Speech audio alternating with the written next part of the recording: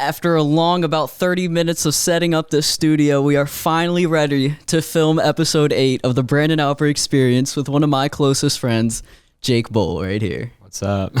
So I want you to say what's up and just give a little bit of information about yourself. Maybe talk about William and Mary, what you're going there for.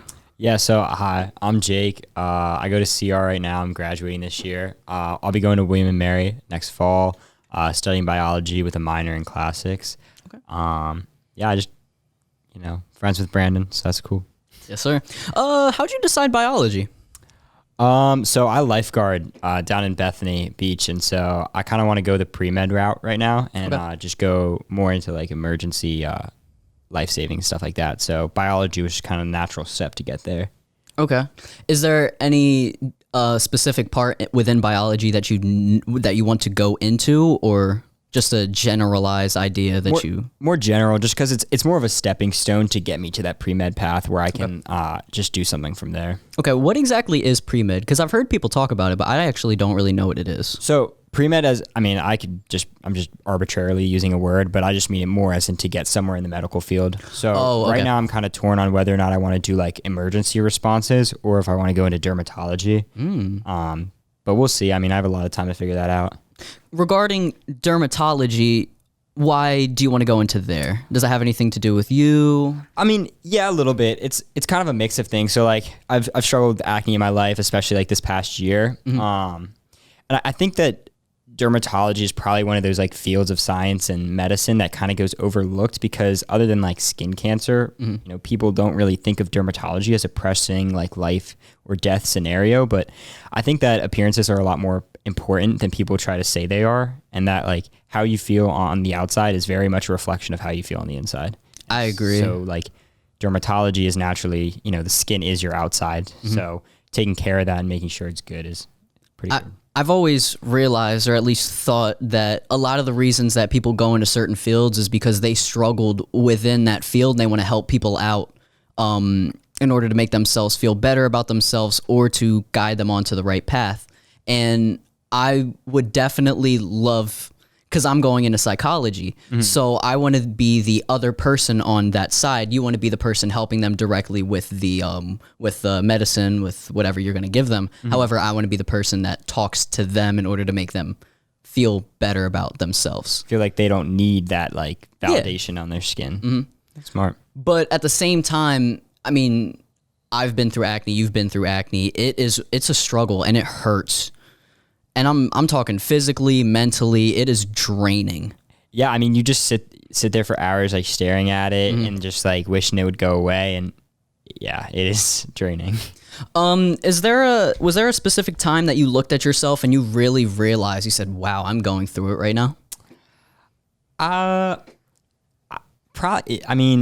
Yeah, but it was probably when I was like deep in the thick of it. Okay. If that makes sense. Like it's just kind of like, oh, this is kind of bad, but it'll probably get better in a week. And then just kept going. And I was like, maybe this won't get better in a week. No, my biggest problem was I was sitting there and I looked at myself in the mirror, and the problem was I realized how painful it actually was, because I was looking at myself and I said, well, this actually doesn't look awful, but then it got really painful. So every time that I would get near my face, every time someone would touch my face, every time I would try to brush my hair, it would be extremely painful. And that was when it got bad for me. And I was fine with the mental aspect of looking at myself because I knew that it was going to get better. But the fact that I was feeling so much pain was really what bothered me. Yeah, I never like had it really that bad where if I felt pain, it was more of like one ingrown, just really poorly placed on my face. But yeah, I just couldn't even imagine how much that had to suck. Yeah. We had this conversation last night. I hated when people complimented me that my face was getting better because I thought that it was getting better in the first place.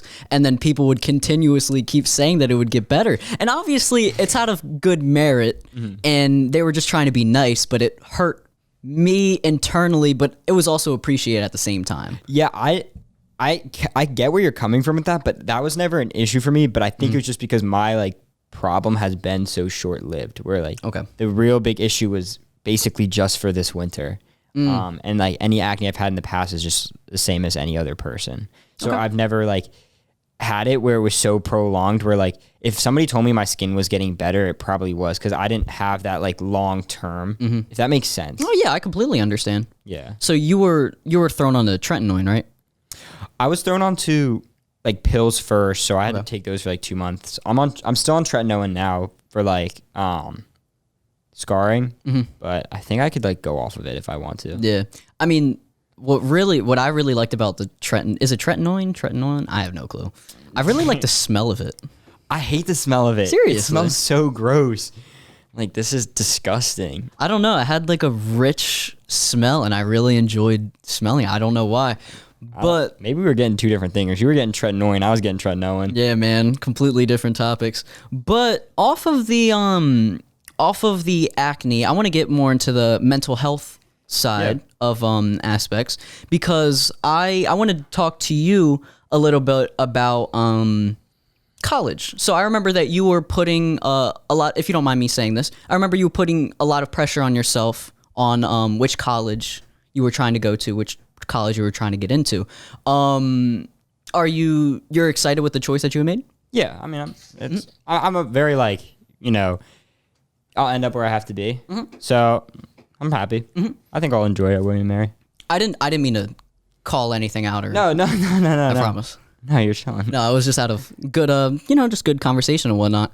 But William & Mary, have you actually been to their campus yet? Yeah, I've been there twice. So I toured it back in the junior year, so like a year ago in the fall. And then I toured it again over spring break once I realized I was going to go there. Yeah. So I'm going to UD, and I'm not going to lie, I've never even been to the campus. You've never been to UD? No. Dude, what? No, I've never been to UD. Do you know what it like any? Honestly, I have no clue what it looks like. I just knew that was where I was gonna go and wanted to go because it was the cheapest for me to go to, and it was like the biggest school for me to go to. So I just thought it was the smartest decision for me. I've been there like countless times. Like, really? I could probably tell you about it if you really want. Bro, tell me a little bit about it. I'm serious. God, I probably spoke out of turn. Nah, you're good. If I put you on the spot, you're good. I don't know. Like, it's very college life-ish. I don't know. There's like a lot of houses. My sisters both lived up there, so I've been up there to like help them move out and like pick them up and stuff. It's a nice campus. It's really pretty. I think it's pretty big. Or like maybe sometimes when I go there, I'm probably in the more like outside of the campus because like people don't always live on campus. Okay. But I think that whole like area combined with like the residencies that aren't on campus is pretty big, and like there's a decent amount of parties. I'm not the biggest party guy. Yeah, I know, but no, that's all good. You're going number one party school 2019. Is it really, dude? Do you not remember that? I do. I remember seeing it, but I thought that was more long ago than Maybe that. It was 2018. But they always announced things early. 2019. Where it was they probably said it in 2018, but they were like for the 2019 school year, where they like do that stupid stuff. I mean, as long as the college that I'm going to has a Barstool account, I think I'm set. Yeah. Does William & Mary have a Barstool account? It does have a Barstool. Okay, well then when I realized I was going there, I was like, all right, we got to check this out really quickly. Like, and it does. It was a little weak, but it was a little weak. But it was there. It was there. Okay, and that's all that matters. That's all that matters. Nah, I mean, I'm not a party guy, but I'm definitely the person that I don't really like going to parties, but I enjoy watching the aftermath and what happens at parties and like hearing everything. Yes. I get that a lot, actually. Yeah. It's just, I mean, it's not my crowd. It's not my people. I'd rather sit here, have a conversation than be at a party with a ton of people that I don't know. I've said that before. But it's just hearing the people that do like to party just doing dumb stuff, bro. It's so funny. But it's also fun to be there. Like and see it, yeah, of course, in person, and then you can also kind of be like, "Yo, I saw that." Like that's such a dumb reason to go out, but it is kind of fun to just be the one to tell those stories. It is, and I kind of regretted it because on Friday after prom, a lot of people were asking me. It was a group of people were asking me if I want to go to Rehoboth, and it was a group of people that I wasn't really close friends with, and I made the executive decision to not go because I was like, well, I don't really know these people that much. They were obviously trustworthy people, but I'm kind of mad that I didn't go because it would have just been like a mistake that I had made, but a fun mistake. But I probably would have had fun regardless. That's how I've been recently, where it's just like, wait, if this goes awfully and it's just horrible, but I don't get hurt, this is awesome. Like this is great. Like I have this awful story to tell. I know. So I should have went there and not just went home and laid down on my couch, bro. It was prom. I know it was prom, bro. I'm regretting it, man. Awful executive decision. I'm sorry. I know. I told my mom. She said, "Well, I mean, you made the right decision. You picked your gut instinct. Sometimes the gut. All right. Sometimes the gut instinct is not always correct, and you have to understand that. Yes. But that doesn't mean don't follow your gut on occasion. I mean, maybe something bad would have happened. Yeah, of course. Sometimes it's probably not the best idea to go along with a late night, like last minute decision, because those can end up badly. But of course, it's prom, and it wasn't even a party. It was just people that I wasn't really that close with. I mean, obviously, I could have became closer friends with some of the people. Yeah. Plus, I love going to Rehoboth anyways, bro. I'm mad at myself. Yeah, dude. No, the beach is like the best. I know. Were you gonna go like on the actual water? Yeah, I think so. Dude, one of my favorite parts about the beach is honestly just the boardwalk in general. Yeah, boardwalks are great. I went to, it was senior skip day on Monday, and that was probably the most fun I've ever had at the beach. And I'm not really a beach guy. I'd much rather sit down at the pool. But after that experience, I think it was because I usually get burnt so much when I go to the beach that it just left a bad taste in my mouth. But when I went to the beach that time, it was actually fun. I enjoyed it. What'd you like about it? Like, what was like so enjoyable? Well, first of all, it was a lot of people, and I haven't been around a lot of people in general. Oh, yeah. So that was already a big thing. And it was a ton of people that I hadn't seen in a while because it was all the seniors, and obviously at Poly, we have 3 different groups of kids, and it was a ton of the kids that I haven't seen. So that was really nice to see them in person. But I played a fair amount of spike ball. Spike ball it's a classic game. Yeah. You can't ever lose. Obviously, you can lose. It's been around for like 2 years, I feel like, and it's already a classic. I know, it is. So there was spike ball, went into the water just a little bit, not even that much. But I ended up going to Five Guys. Five Guys is by far, in my opinion, the best place at the beach that you could possibly go to food-wise. That's a bold claim. And I'm sticking to it. Fast food-wise, quick eat, I respect that. All but overall, like, there's so many nice restaurants at the beach that I kind of have to step back and be like, You said that one place, Pomodoro's, is really good, right? Oh, actually, yeah. No, sorry. Five Guys is not the best. Okay. If you are ever in Bethany Beach, Delaware, go to Pomodoro's Pizzeria. It's like right off the boardwalk. Best pizza you'll ever eat in your life. And if it's not, I'll pay you. I probably won't, but I'll say I will. Dave Portnoy, if you're watching this, hit up Pomodoro's, by the way. I just want to let you know that. Yeah, it's You know who that is? Don't put me on the spot like that. Ah, you're good. It's the dude, the one bite pizza. One bite, everybody knows the rules. Yeah. Barstool guy. Shoot. My brother actually met that dude. You got a picture with him. Yeah. Damn. My brother went to Kentucky. Lucky guy. How are your sisters doing? They're good. Katie's about to go into law school. Are you serious? Yeah. So she got accepted, but she's only gotten 2 acceptances back, but she got decisions back, and she got accepted to both. What law schools are they going to? So far she got accepted into Widener, which is like Delaware Law School, and then she got into, I think it was like South Carolina or something like that. Jeez. So, I mean, she's excited. I would be too. I was going to ask where'd she get the idea for law school, because I would never expect her to do that. She's kind of always toyed with it, I think. She was like a political science history girl in college, and so just, naturally just was like, I want to do this. My dad's kind of always been around that stuff with like law enforcement, so. What actually is political science? Oh, God. Political science, I think it's just like study of politics, which is like definition in the name and the definition, but it's like a study of just, government and how like, I think she switched to history at the end though. Okay. But I know political science is supposed to be pretty hard. I heard that political science is kind of hard to get a job with. Yeah, I was thinking of switching when I got to William & Mary into like they don't have political science, into like a government and politics type of major. And she was like, Jake, like if you do that, you're either going to have to become a history teacher or like a teacher in general or a lawyer. Like there's 2 options there. And both, one of them teacher. How many years of school do you have to go to do that? Is it just the 4? I think it's just 4. Because I know a lawyer you have to go for 8, 10? I think it's 4 and then 3 years of law school. And then, you're probably going to have to do a bunch more work after that. Yeah, of course. It's like almost like a doctor, but probably a little less. That's one of the fields that I'm just gonna leave to another person because I'm not a paperwork kind of guy. But at the same time, I'm gonna do psychology, bro. There's a lot. I feel like there's a lot of paperwork in psychology. God, I know. That's scary. My mom always keeps messing up psychology or a psychiatrist and a psychologist. And do you know the difference? No. All good. If you don't, I keep putting you on the spot. It's cool. No, it's chill. Psychologist is, if I'm getting this wrong, it's kind of messed up because that's what the field I want to go into. But a psychologist is someone that works with the mind, and it's someone who talks to a person, obviously, in a therapy way to get them to feel better. However, a psychiatrist is basically the same thing, but they're more experienced with drugs.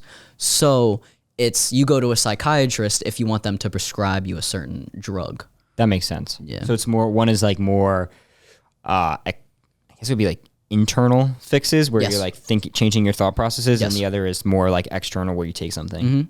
Makes sense. What are your thoughts on, speaking of like the psychiatrists and drugs, what are your thoughts on the people that rely on drugs for their happiness to make themselves feel better? Well, what do you like? Do you mean as in taking like recreational drugs like alcohol, marijuana, or do you mean like prescription drugs?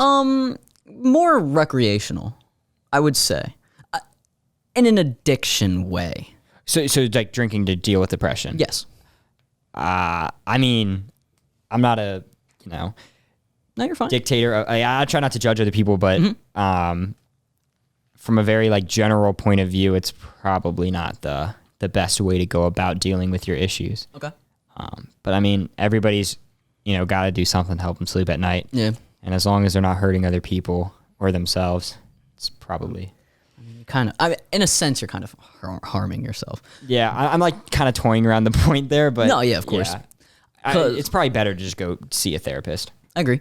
Support for the Brandon Alper experience is brought to you by Manscaped, who is the best in the world for men's grooming below the waist. Manscaped just launched their 4th generation trimmer, the Lawnmower 4.0. I'm one of the first people to try out the new Lawnmower 4.0, and I'm absolutely blown away by the performance. The craftsmanship and details on the 4.0 are next level. Their 4th generation trimmer features a cutting-edge ceramic blade to reduce grooming accidents thanks to their wonderful skin-safe technology. This upgraded trimmer includes a multi-function travel lock, or if you press the button 3 times, it will engage the travel lock. The Lawnmower 4.0 also consists of a 4K LED light that helps give you a precise shave where you can turn it on or off as needed. Did I mention wireless charging? The new wireless charging system consists of electromagnetic induction, which helps the battery length last longer. The Lawnmower 4.0 even allows you to customize your trim with additional lengths and sizes from 1 through 4. Get 20% off and free shipping at manscaped.com using the code Alper. That's 20% off with free shipping at manscaped.com using the code Alper. Unlock your confidence and always use the tools for the right job with Manscaped. Trust me when I say this. Your balls will thank you. I brought that up because I was listening to music recently. And do you know who Moneybagg Yo is? Sorry, I don't. Okay, he's failing you. One of these times I'm going to say I know exactly what you're talking about. You're good. So he's a rapper, and he came out with a song called Waukesha. And it's supposed to be Walk Hart, and Walk Hart is lean.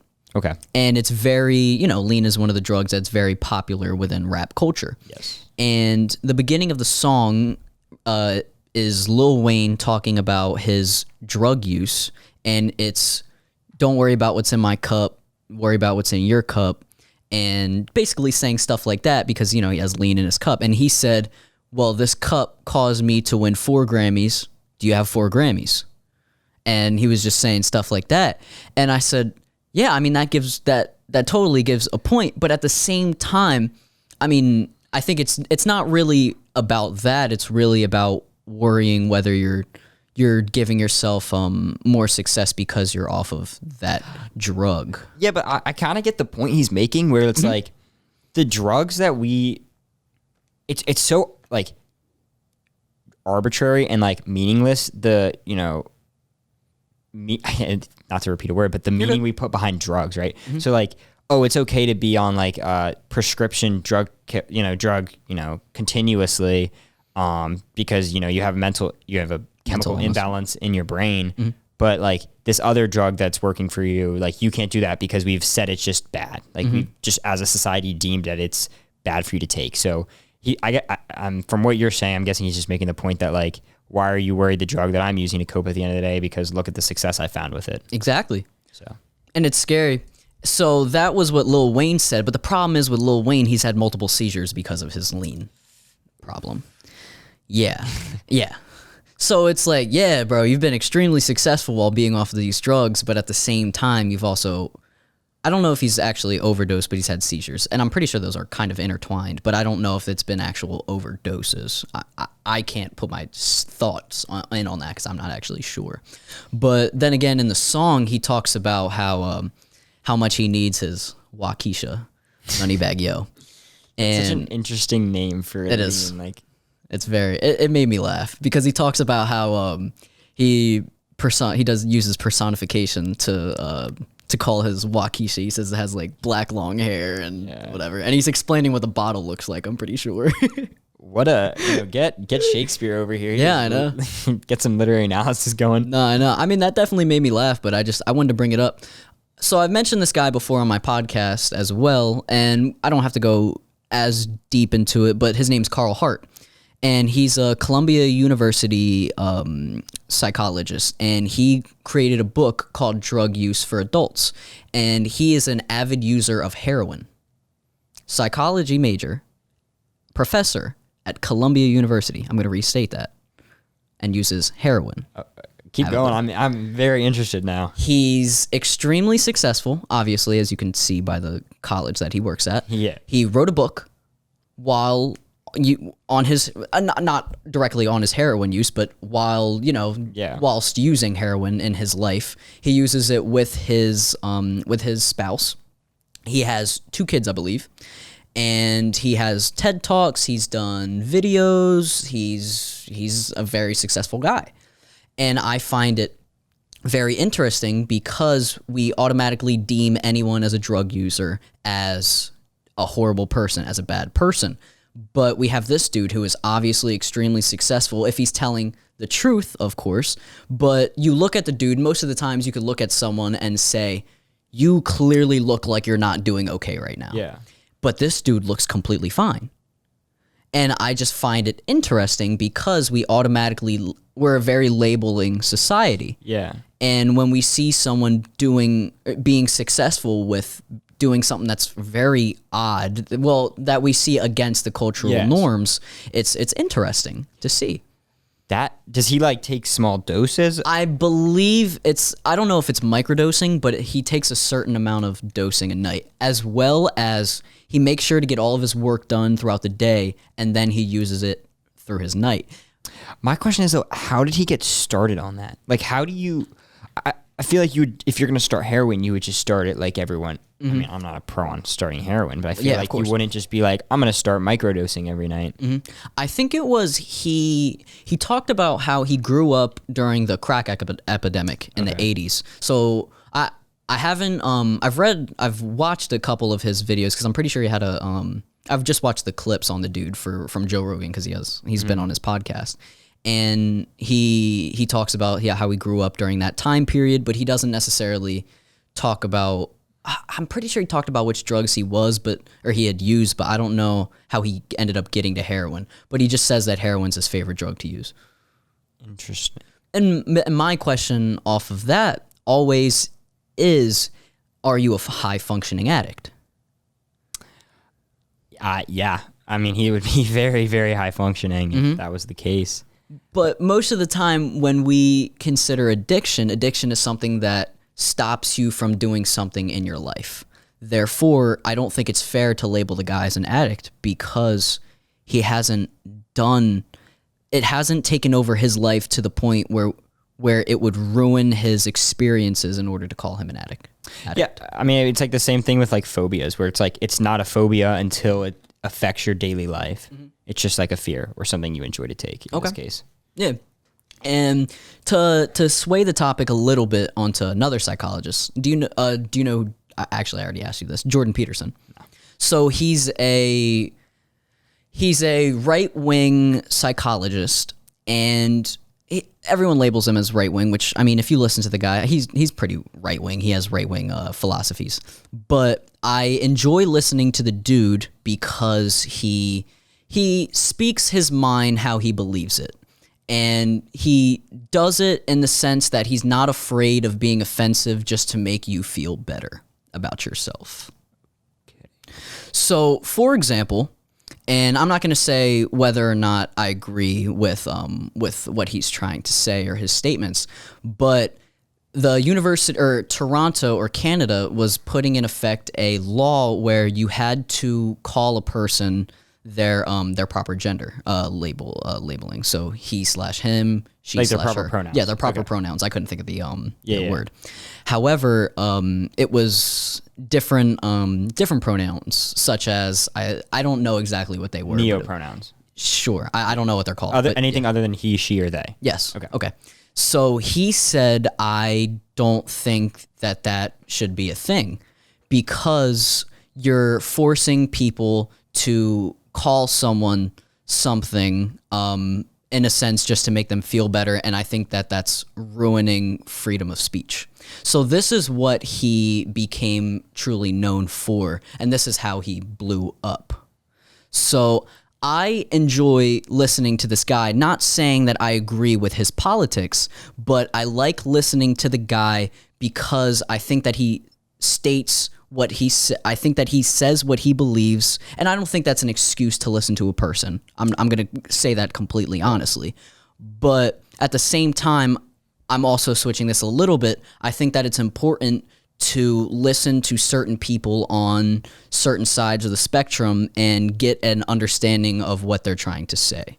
Yeah, I mean, it's, you never want to like completely discredit, or not discredit, but like, yeah, for lack of a better word, mute the opposition because you always want, to have a more nuanced take on a position. But I think you also just have to be careful and like not also isolating and like spreading like hateful rhetoric at the same time. So yeah, and a lot of people would call the guy, an asshole because he's not calling them by their proper pronouns. But I understand.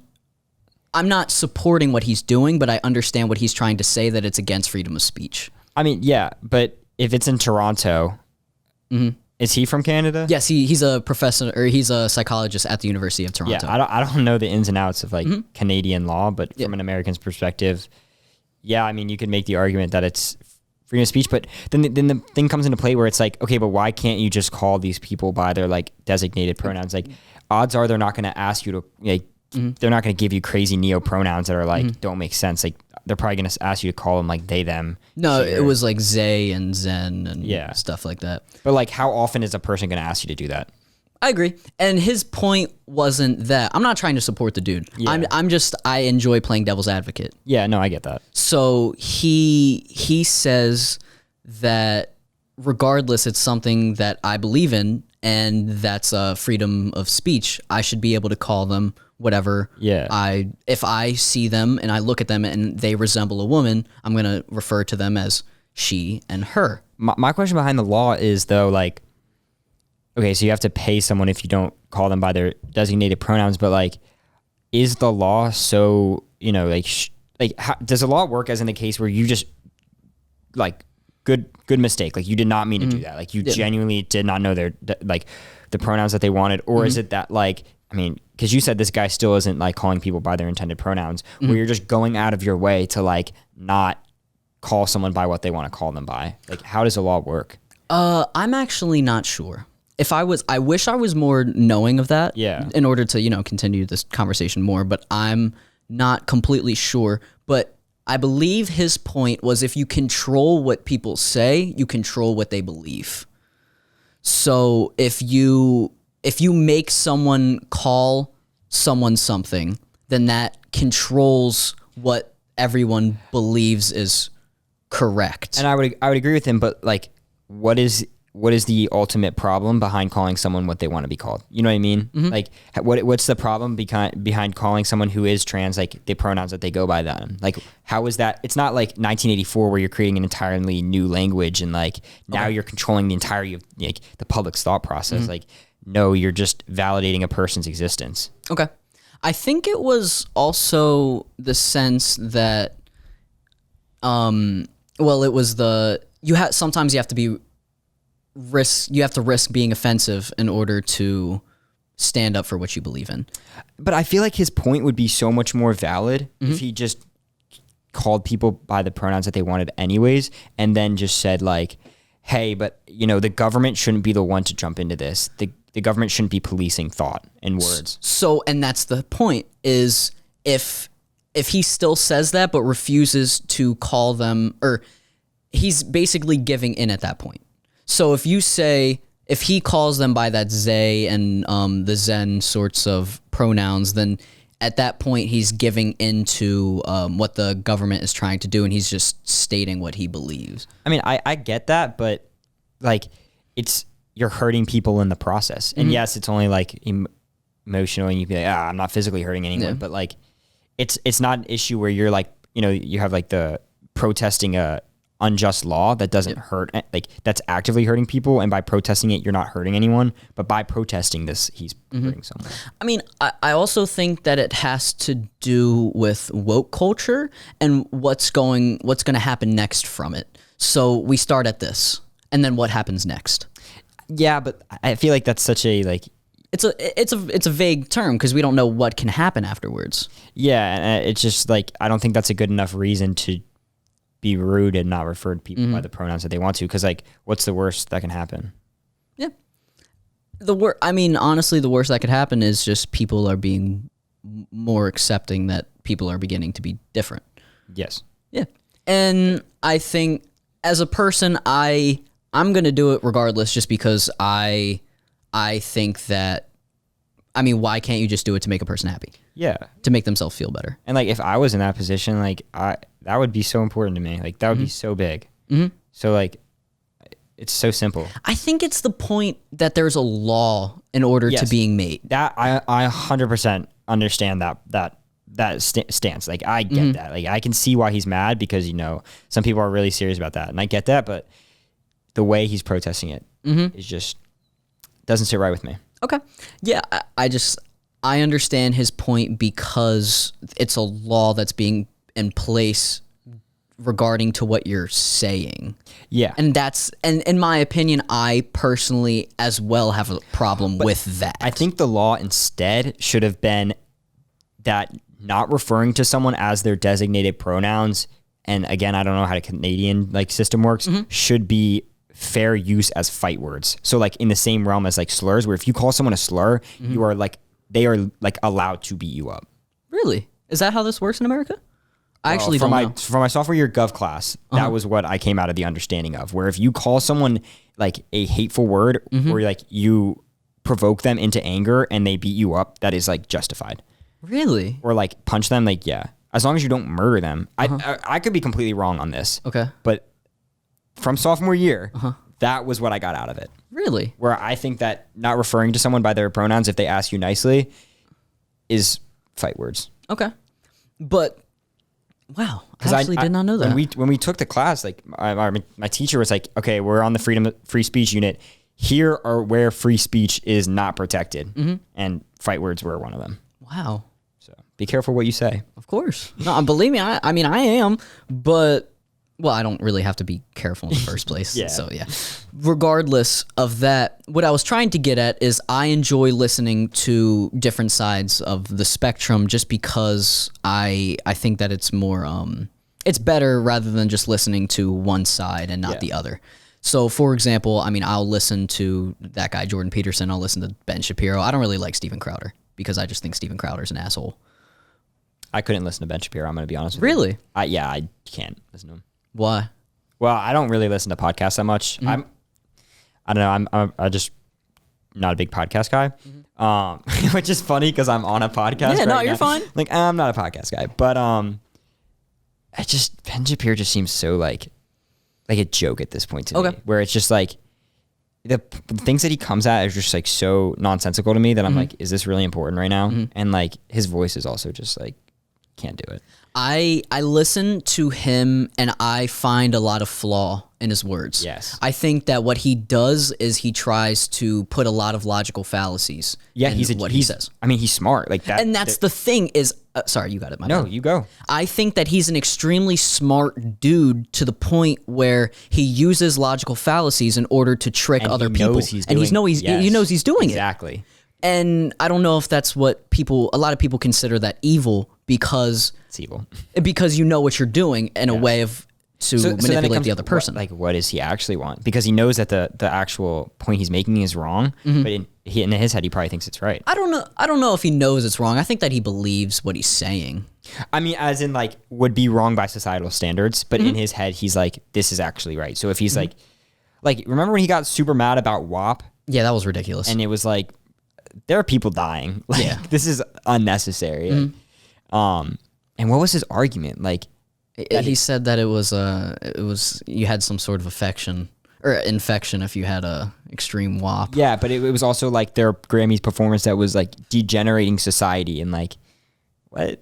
I mean, it's a dude who has an opinion and has a ground to state his opinion. So I'm not going to say that I agree with it, but I respect that he has an opinion. Does that mean that I understand and I believe his opinion? He's just trying to say what he believes in. Yeah. So I'm becoming more of that kind of guy where I'm not going to listen to what someone has to say and I'm going to call them, "Oh, you're an asshole. You're an idiot. You have an opinion. Well, you shouldn't say that." I mean, you're standing up for what you believe in. Yeah. I mean, as long as you're not like being hateful. That's of course. That's my thing. Like as long as you are not like spewing stuff that could actually get people hurt, say what you want to say. And that's why a lot of people hate Alex Jones.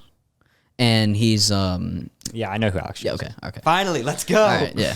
That's why a lot of people hate Alex Jones because they believe that he spews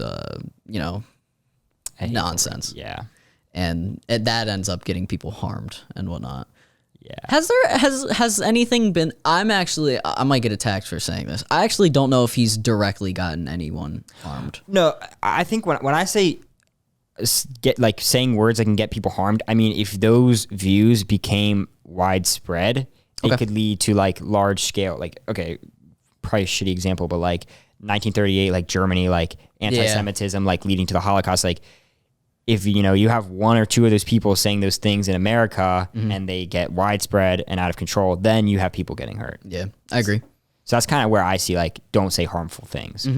So, I want to talk. Okay, I want to get to Germany in a second, but at the same time, I also really enjoy listening to left wing people because do you know who Hassan Piker is? Yeah, I like him. Yeah, I mean he's cool. I don't watch him that much, but I know of him, yeah. I enjoy listening to him because I just find he's an asshole, he's a dick, but he's hilarious. Yeah, I know. I've seen the one video where he's like, the U.S. deserved 9/11. Yeah, and I'm like, I don't know about that. What was his point behind that? So I can see the point he's coming from, but I think it's very... not extremist, it's very but insensitive to say that after all the people that had died, and like, not even like, just, like the people that died in the Trade Center, but like the, like... effects of 9/11 on like Islamophobia in America and stuff like that. Yeah. And it's just kind of insensitive. But I think the point was that like the US as a country went into the Middle East and bombed a lot. And that's just kind of what happened. Like, what do you expect? What do you expect to like go into this country that is very different from you, into this area that's very different from you, and not expect terrorist groups to rise against you? Yeah, I think that what he said could have been worded a lot better than America deserved 9/11. But like you said, he's one of those people who like doesn't care about being insensitive. So. No, because I was listening to the right wings, I was listening to the left wing people, and I discovered him. And I found him very appealing, interesting. And he's also one of those dudes that comes off as very harsh, very attacking, but so is right-wing people. So left-wing and right-wing people do the exact same thing. But I feel like Hassan is probably a little more interesting because you don't get that insensitivity as much from the left. But overall is basically what I'm saying. Like you do get that, but I feel like the right is more categorized as being insensitive. We don't care about your feelings and harsh. Okay. I don't know. I do think at the same time I like Hassan a lot, but he also is one of those dudes that's very quick to call people words like I don't know, rude words, I guess you would consider it. So for example, calling a dude I can't think of like a bitch and shit like that. Like you're not gonna you'll hear Steven Crowder say that. Yeah. But you're not gonna hear Ben Shapiro say that. But I'm not saying that makes Ben Shapiro any better of a person. He's now morally superior and will win every argument. No, I'm kidding. No, I'm not saying that just makes you. I'm just messing with you. Yeah, I'm just saying that's where I've noticed the differences. But I'm not saying that makes a person any better. I feel like Ben Shapiro tries to be very official, which is probably why you won't when you like the guys are saying. I feel like Ben Shapiro probably appeals to a larger audience, and so because he tries to be official. Yeah, okay. And like we were saying before, he's really smart. Yeah, and so he probably understands that saying curse words and calling people names will he's already using so many logical fallacies. Yeah, I know. That if he starts calling names, people might catch on. Yeah, I agree. I'm serious, and it's opened my eyes because actually now that I've started opening my eyes to both sides of arguments. Mm-hmm. Wait. No, I was just like the noises the water bottle made, and I was like, nah, you're good. Now that I've actually opened up my eyes to the to both sides, I feel as if my opinions, I'm not going to say they're more validated, but I feel more comfortable sharing my opinions or playing devil's advocate, more understanding of just people in general, and I'm not as quick to label someone as something just because of what your beliefs are, as long as they're not hateful, of course. Yeah, I mean that's good. Yeah, like having a more well-rounded understanding of politics in general is pretty objectively a good thing. No, yeah, I was definitely one of those people when I was younger that hated talking about politics. I hated it. I don't know if I've ever been like that. Really? I mean, I don't mind talking politics, but I don't. When I was younger, I didn't like saying a political, like the side that I stood on. Mm-hmm. Whereas because I didn't know the sides. Yeah. Like I just knew what my viewpoints were. Mm-hmm. So I would just say like, I could get into the political arguments, but I didn't know that I was like taking like the liberal side or the conservative side when I made those arguments. Okay. Does that make sense? Yeah, of course. It's funny because I have very differing views because differing views when it comes to politics. Like I'll have extremely liberal views when it comes to social issues and whatnot, but conservative views when it comes to the free speech aspect, but as long as it's not harmful. Because and it's funny because I'll have teachers that probably think that I'm conservative in certain classes, and then I'll go to other classes where teachers probably think I'm extremely liberal. Yeah. But my problem is I understand that it's extremely hard for teachers to teach a class, a history class especially, from a moderate standpoint. Yeah, from a like purely objective. Yes. Like biases out the window. Yes. Yeah, that's like impossible. It is. However, I think it's so annoying when it's so obvious that a teacher is a certain viewpoint or a certain political side, and they just, I'm not going to say try to force it on you, but they subtly try to force it on you under the skin, if you understand what I'm trying to say. No, my favorite social studies teachers that I've had at CR are very good, or the best of the school of just giving it a very non-biased point of view, because like I feel if I get it from a non-biased point of view, I'm going to make like I'm going to be more sure of my position. If that like, because if you put biases into it, then I'm not able to make the mental like connection of why that point is that point. Like, what is the reasoning behind it? So, I mean, I've literally had a teacher tell me who was in the classroom, and we had an entire discussion, entire classroom.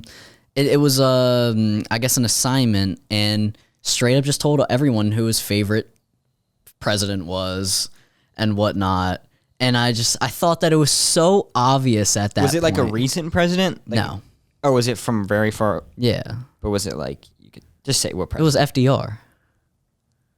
I feel like that's not giving away too much. It's not. If he had said like Reagan or like, Well, yeah. I would have been like, okay. Yeah, but I love the guy that I have, that the teacher is. And I guess you're right. It would have been different if it was Reagan or something Yeah. like that.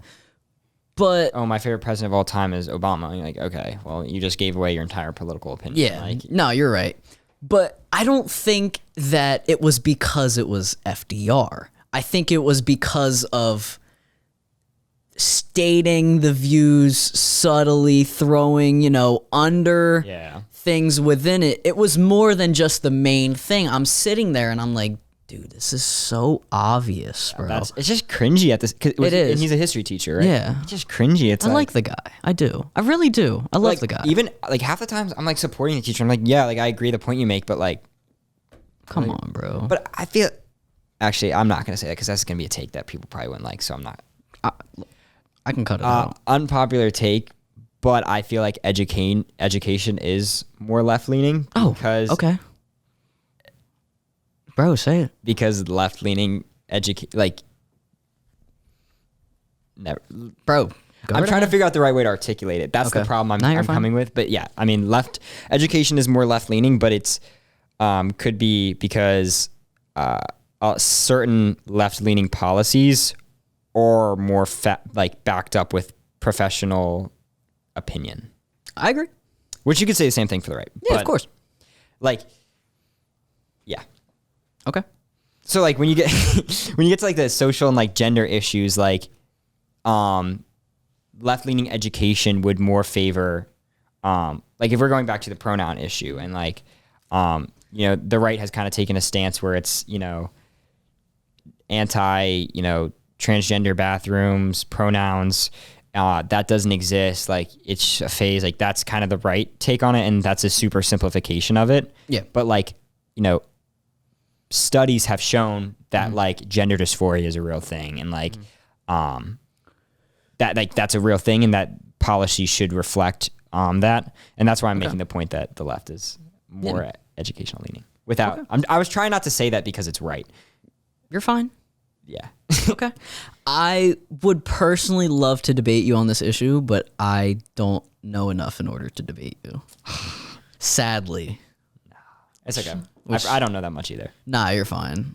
But we're just going to settle it at that. I'm going to definitely look more into this because I hate someone bringing something up that I don't know more about. To be honest, I'm kind of talking out my ass, so I could be completely wrong on Okay. all this. But So that's you're just also, my take. So you're also showing your Wait, sides right now. You're talking like on the perspective of the left is more like the education is more left leaning, or are you talking about? I would say education is more Or are you left talking leaning. about on the gender issue?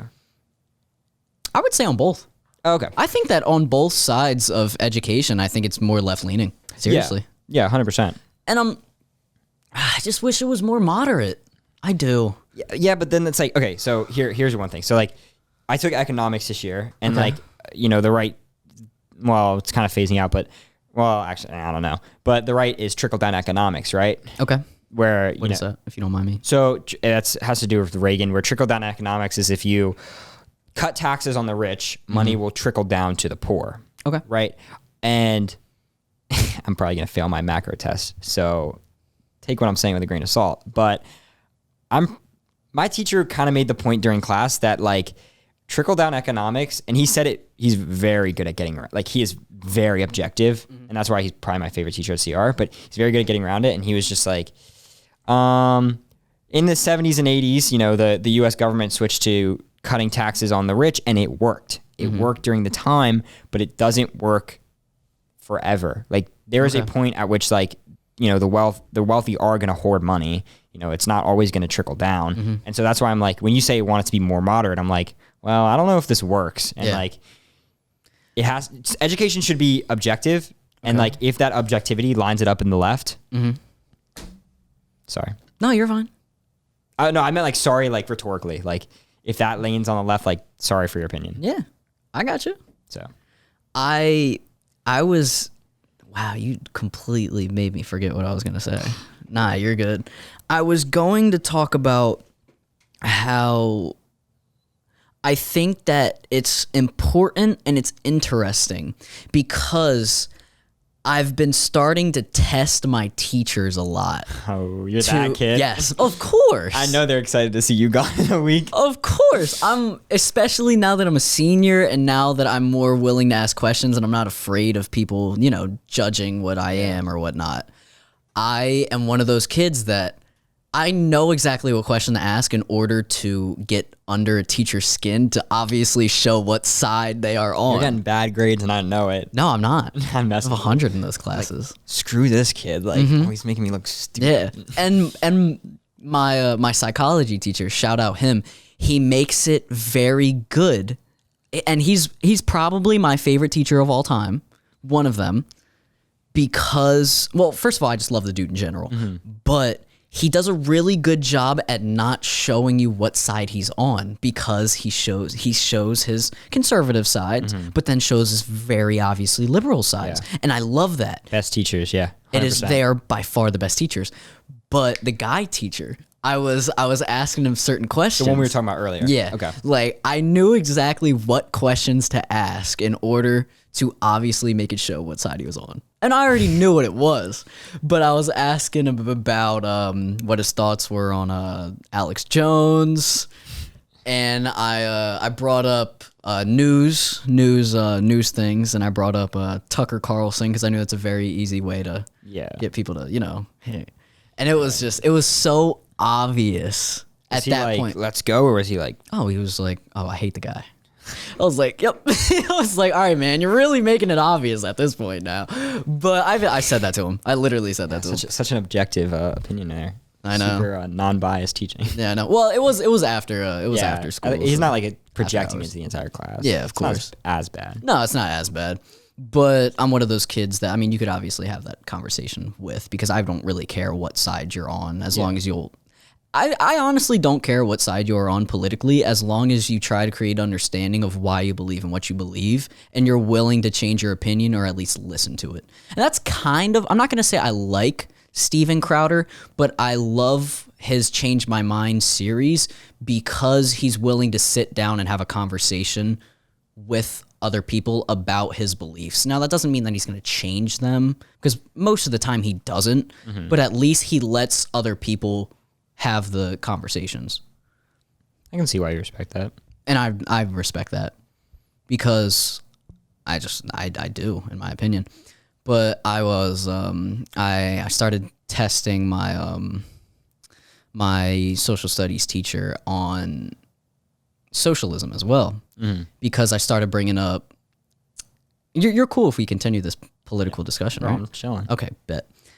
I started testing her on socialist beliefs and whatnot, and I was asking her questions, and I was trying to get her in a way to, obviously I knew that that's not like what she had supported, but it's a very easy way if you talk about an extreme for someone, it's kind of a psychological effect, and it's kind of evil to do it, not gonna lie, but it's kind of evil to start out at an extreme and then trickle your way down, not trickle down economics, but like trickle the way down in order for them to end up supporting something that they support by beginning at the extreme, if you understand. So are you trying to get her to denounce socialism or support it?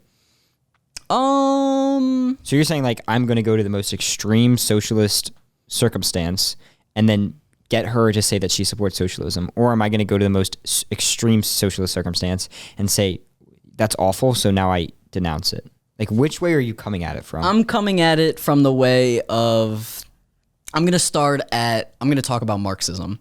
Okay. And then we're going to trickle our way down into getting to how she believes and what she thinks. Oh, so you're just testing her? Yeah. Okay. Yeah, that's how I am. You're not trying to get her to state an opinion that she might not actually have. Okay. No. I wouldn't. No, I would never do that. Okay. That's some Ben Shapiro shit. That's some Ben. No, I would not do that. No fucking doubt. But objectively, if we are speaking about hypothetically, for the sake of the argument, that's the word I was looking for. Yeah, all good. Nah, and it was cool because I wasn't trying to get her to support something that she didn't believe in, but it was a way for, just testing people. And I think that if you do a good job at if you do a good job at not obviously making it seem as if you're getting a little bit upset or a little bit this sounds so evil, but I like the way you might be saying it is, but I mean, you're just trying to figure something out. Yeah. Pursuit of knowledge. Yeah. I mean, I don't really think it's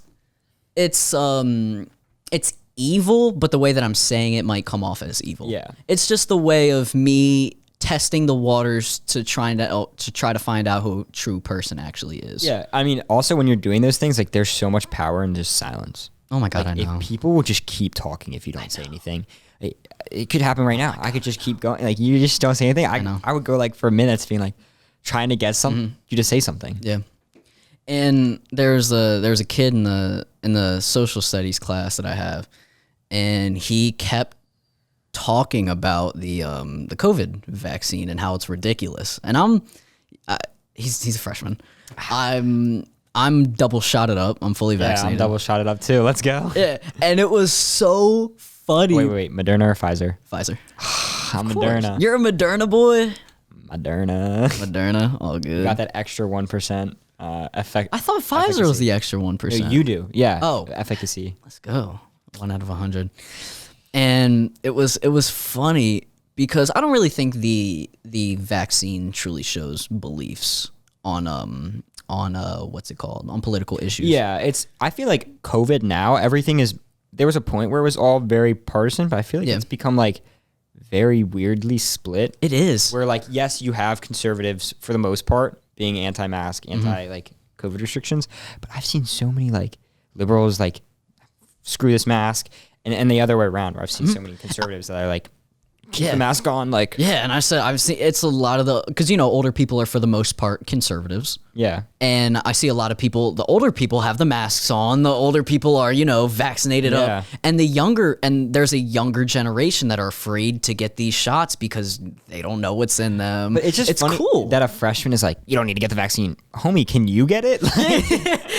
Fags. Maybe now, but like. Yeah. No, I just thought it was funny because it was also it's not really a political way, but it was testing the waters. It was pushing that, and I kept trying to get her to state an opinion that she didn't have, but talk about socialism and say, because I think there's an odd increase in a lot of people that are going towards like true socialist beliefs now. Yeah, and there's complete issues with, in my opinion, both sides of the spectrum.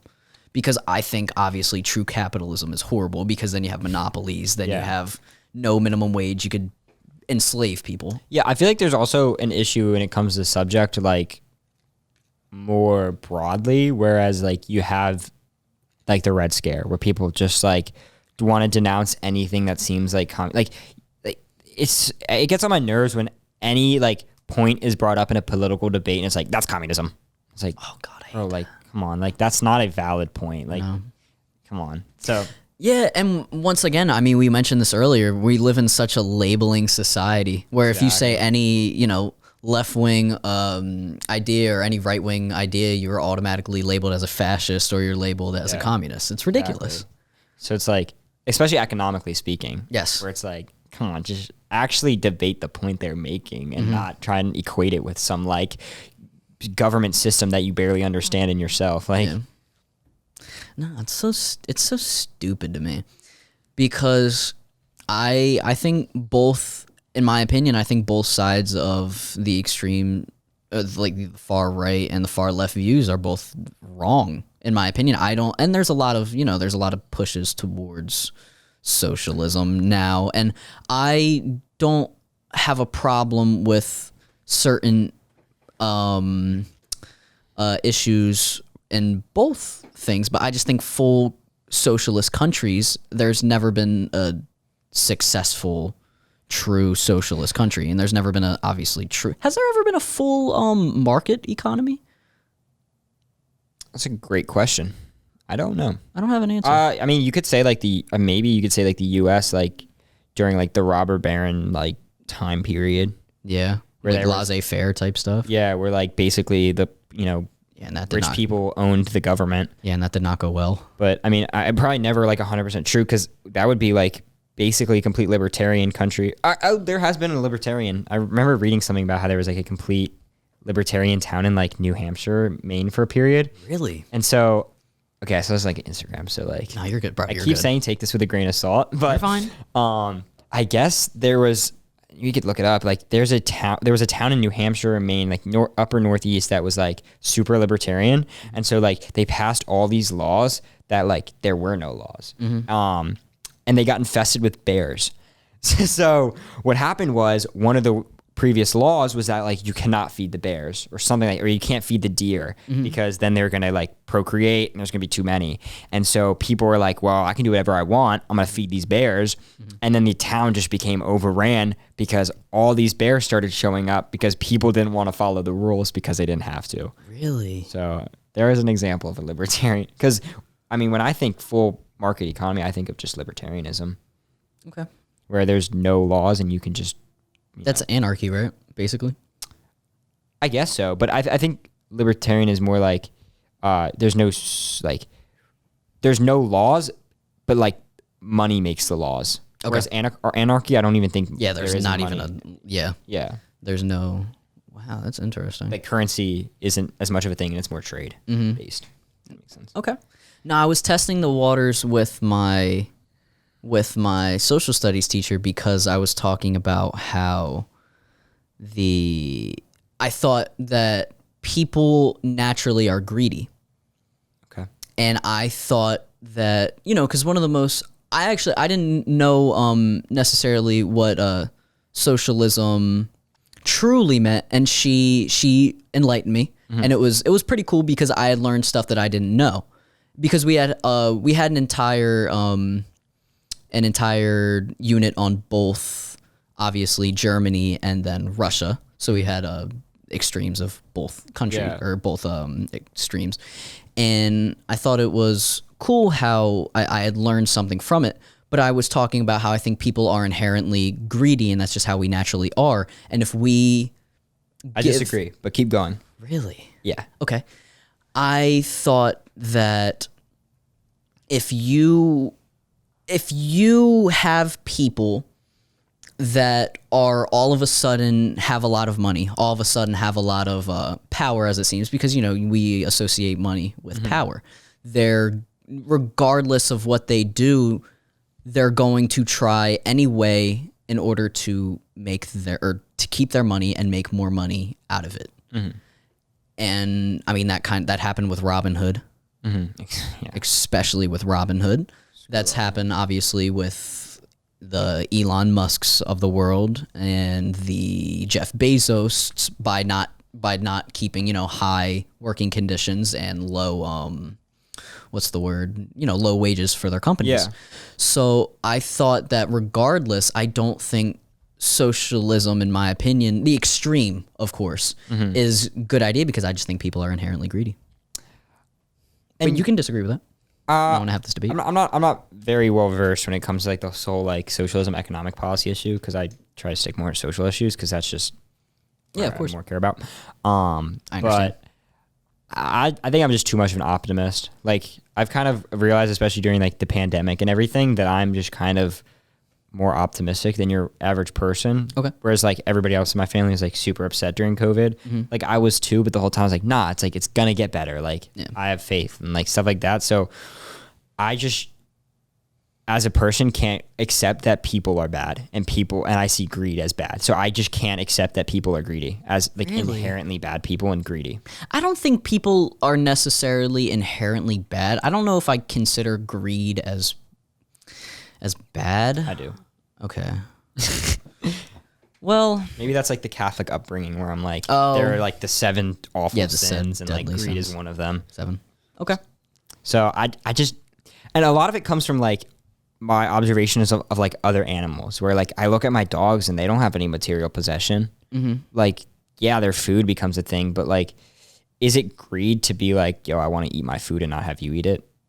Or is that just like, survival? Well, I don't think there's a problem with selfishness as long as it's not harming another person in the process. Yeah. And I see like excessive greed as harming people. Yes, and I will agree with you on that. But I think that no matter what, I mean, if you put people in situations where they have money, they get more evil. I guess that would be the word. I mean, if we look at, I'm just going to bring up a random example. Jordan Belfort, the Wolf of Wall Street. Yeah. I've watched videos on that guy, and he's talked about how. Actually, I want to denounce what I said because I don't want anyone to take what I said out of context. Greed is bad. Greed is 1,000% bad. Yeah. I said I don't think greed is that bad. Greed is bad when it's excessive, but I don't think there's anything wrong with being selfish unless it's harming other people. So greed affecting other people and putting people down is bad, but I guess there's a difference between being greedy and selfish. I knew what you meant. I think people would understand what you meant. Okay. I don't think there was like a bad take in there. Okay. All right. But back to what I was saying about Jordan Belfort, he said that there were these people that had no money. There are these people that had not no money, but they had happy lives, happy wives, and all of a sudden you throw them into the Wolf of Wall Street situations where they just have a ton of money now, and they're out there doing coke, they're out there doing drugs, they're out there cheating on their wives. Mm-hmm. And that's just what happens when I think that you give people money. So that's another reason why I can't accept that people are inherently greedy, because I don't know what people would be like not in a capitalist society. From my point of view, why are those people acting like that?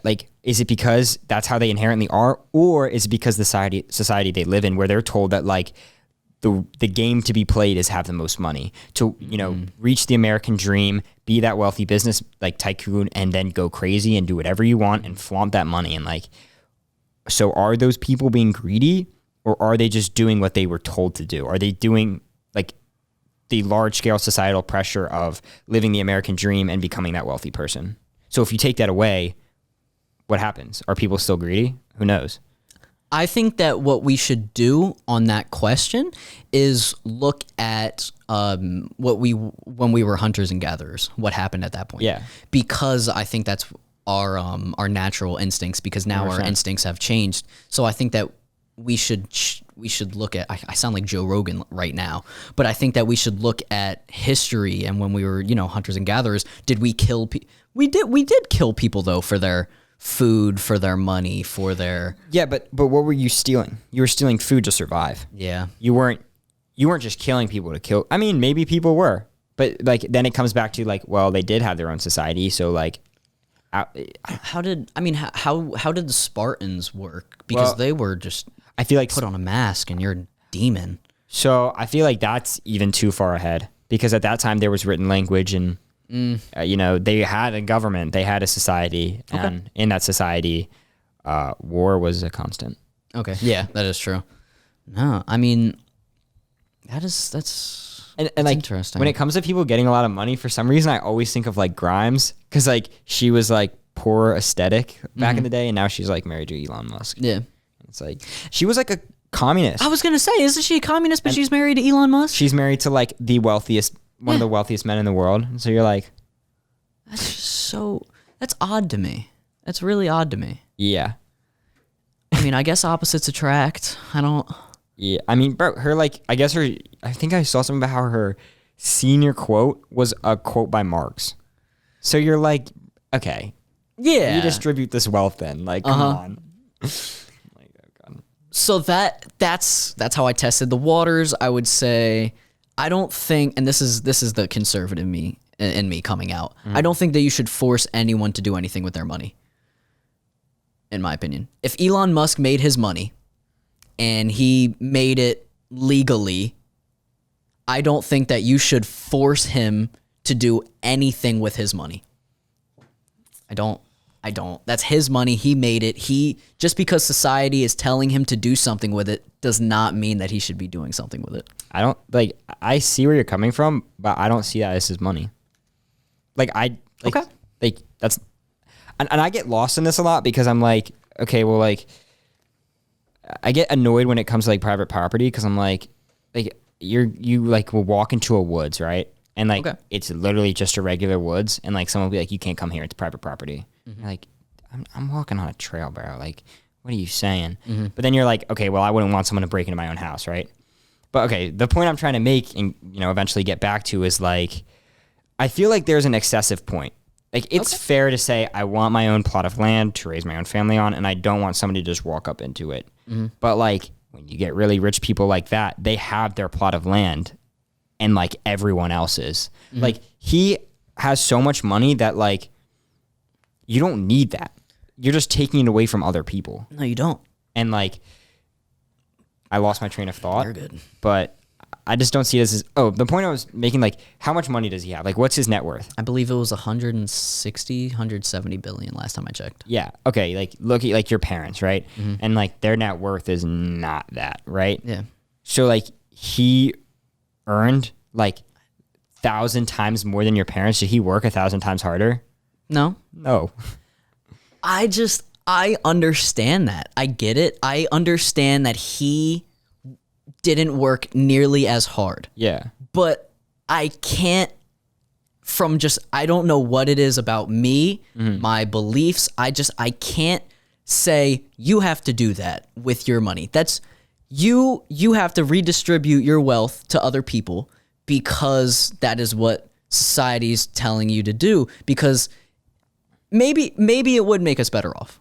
Yeah. It more than likely would. Yeah. I'm being dead honest and I'm being completely serious. I can't be comfortable with myself forcing another person to do something with their money. I get that. I can't, because regardless of how, and maybe my opinion would be changed if I was poor. Yeah. Maybe my opinion would be changed if I wasn't in a high middle class family. Yeah. If I wasn't well off, Yeah. I more than likely would change my opinion. However, I'm not in that, and I'm completely announcing my privilege at the moment. So Yeah. that is more than likely where I'm speaking from Yeah. at the moment, and I'm going to be completely honest by me saying that. But I can't tell anyone to force. I just can't force someone to do something.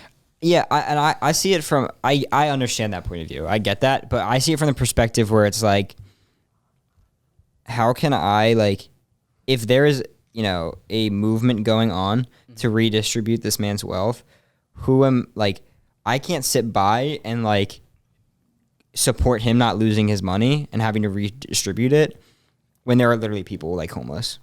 I would feel morally wrong to be like, oh, well, I feel bad about this guy losing money because, there are people on the street, and like him losing his money, the negative for him completely, like the positive for other people completely outweighs the negative for him.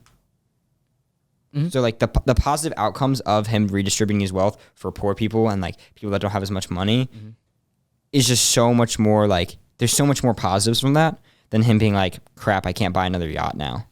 I get that, and that's where we're differing on opinions. Because I understand where you're coming from. I think you have a valid point. I do think you have a valid point. And this is where I want to agree to disagree, because I understand where you're coming from. Yeah. But I can't tell someone, I can't force someone to do something with so I'll do it for you. their money. Yeah. Yeah, that's pretty funny. No, I mean, and that's definitely my conservative side showing right there. Yeah. It is. And I can, like, from your point, you can even make the case, like, where does it end? Like, because my teacher, the male teacher that I'm talking about, I've heard him say that he doesn't even believe that billionaires should be a thing. And I come on, man. You can't say that.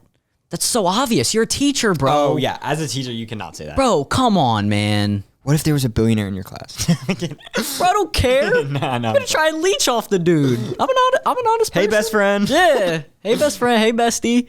Like, come on, man. Hey, remember when we were really close in middle school? Yeah. Thanks, man. And that's where greed shows, bro. Maybe I am inherently greedy. That's where greed shows, right there. Actually, if you had brought up the point of when you're passing out cupcakes in elementary school, I would have been like, you're 100% correct. Just proved my point. Like, Proved my point. you come in with cupcakes in elementary school, everyone's your best friend. Yes. You are like the pimp of that class. Yeah. Because we're greedy people, bro. Or gum. Yes. Gum in class. Can I get $1, bro?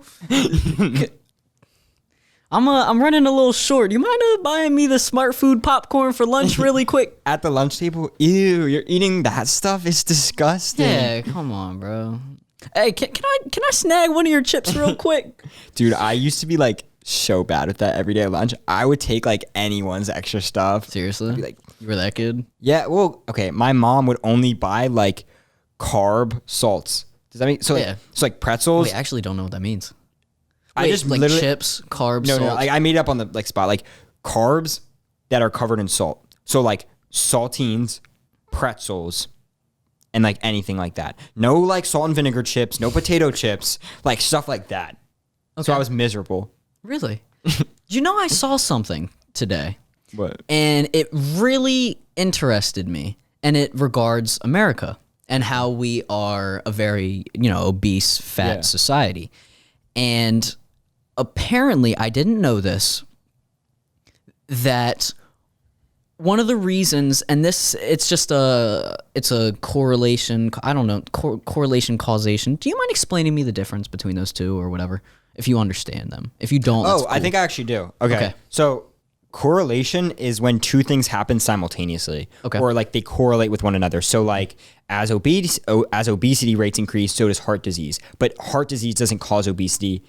Okay. So like you couldn't say heart disease causes obesity, but causation you could say obesity causes heart disease. Okay. I don't know if that makes sense. No, that makes sense. It's based on societal norms, like obesity in itself causes depression. Where Yeah. people are like, well, I'm not fitting this like ideal. This norm. Yeah. Then like now I just feel awful. Yeah, of course, because you don't feel fit, you don't feel comfortable, you don't conform. I saw something really interesting though, like online about how like culturally the US may be obese because of how we treat food. So like other countries like such as France see food as like a pleasure where like they take great pride in the food that they make and so they savor every bite. Whereas I feel like in the US and like me personally, food is a means to an end. Food, like I do enjoy food, but a lot of the time I see it as like this thing I have to get done throughout the day. Same here. And so like in the US that may end up just being like, well, I got to get this thing done, or you're not feeling productive. So you're just going to keep eating because like, well, I'm getting this thing that I have to do done. Yeah. One of the things is I've talked about this on the podcast before. I don't know if I've ever mentioned this to you, but not eating is one of my biggest stress triggers. Or anxiety triggers, they're kind of, together. But yeah, if I don't eat, I get very stressed. I get very anxious. So eating in a sense, even though I love to eat, sometimes is just a way for me to not feel stressed. And that doesn't mean that I'm going to eat my gut out, eat my brains out. But at the same time, it's not something that I savor because I know that I have to get it done. Yeah, that's how I am. I'm super like, crap, I gotta eat again. All right, let's go scrounge something up in the kitchen. Like, shoot, and like that's super unhealthy, and I shouldn't think like that. But like, I feel like America's in like the society we live in is so like work focused. Okay, that, like that's true. Food just kind of becomes like that too. Do you think that us as a society, should we lay back, appreciate? Like, what do you think that we should do about this because we have this? How do we solve this obesity crisis? You're asking the wrong person. Yeah, you're right. I can only sit here and be like, this might be a cause. This might, I don't know. Like, I don't think obesity in the sense of like someone's a little bit overweight is an issue. With that, no. Like, if people want to eat food and they like food, let them eat food. Like, they don't have to be this like super skinny, like I agree, killer athlete, like whatever. But like, large scale, like heart disease, obesity. Yeah. Like that's bad. I want to say thank you for disagreeing with me on everything so far.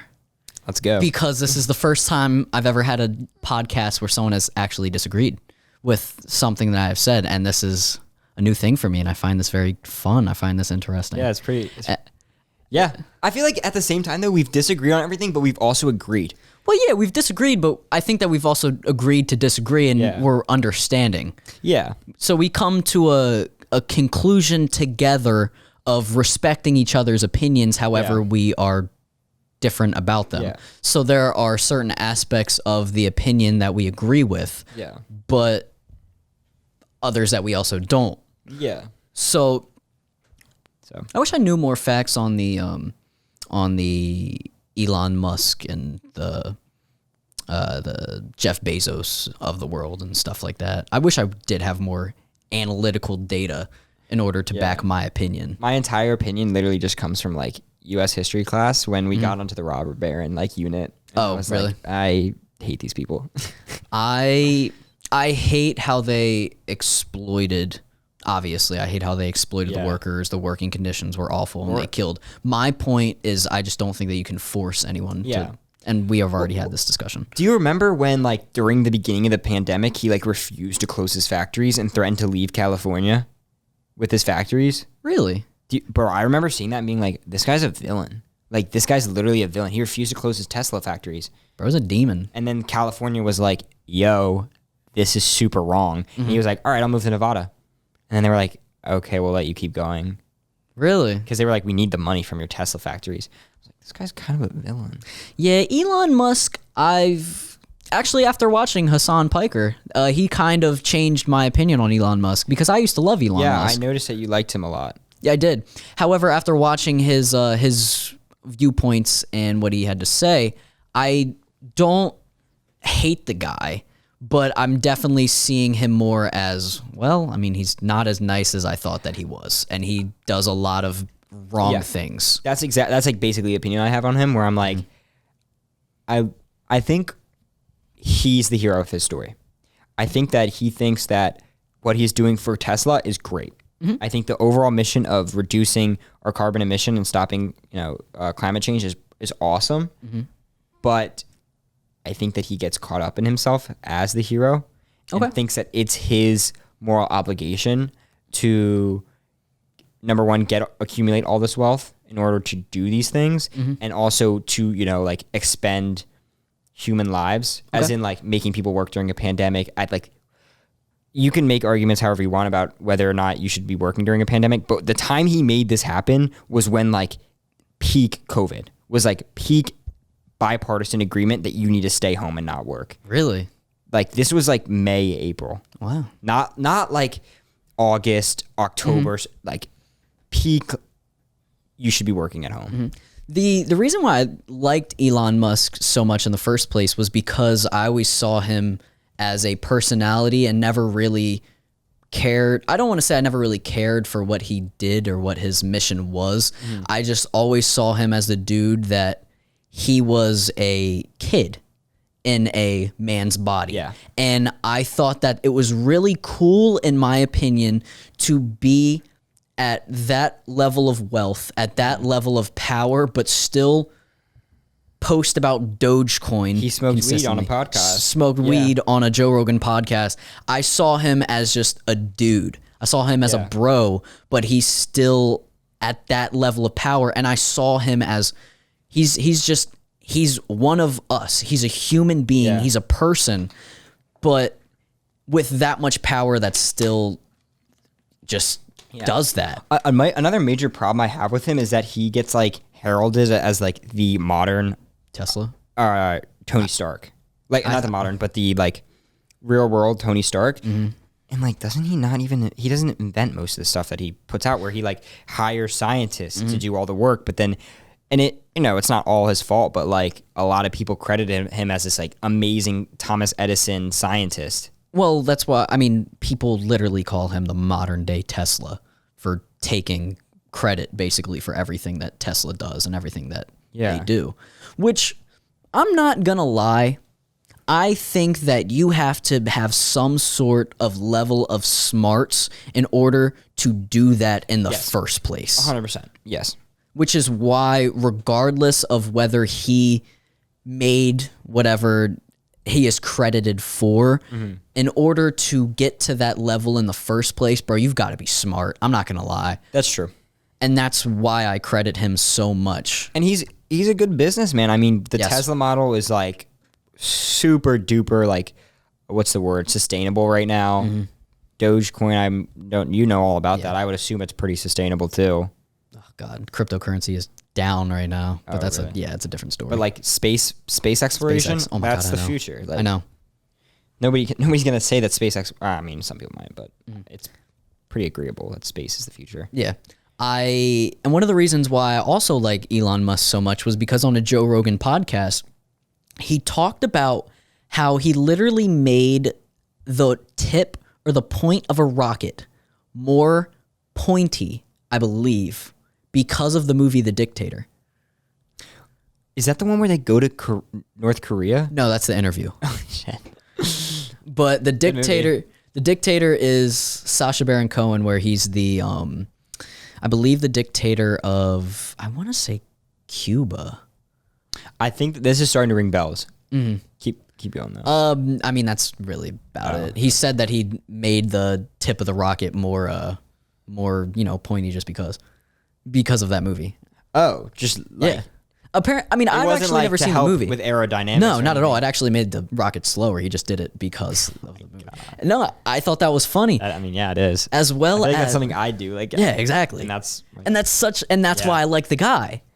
But at the same time, I mean, I've seen him talk about on a podcast how he made. Do you remember when he made the flamethrower? I think so. So he has a company, it's called the Boring Company, and he said that it's a hobby company.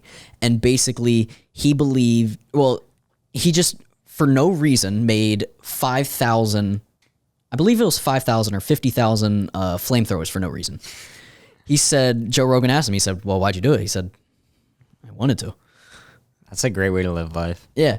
And he sold them. And he said, well, this is not a flamethrower because, I mean, it's a flamethrower, but it's technically not a flamethrower because of the way that he created it or something. So it was legal to sell.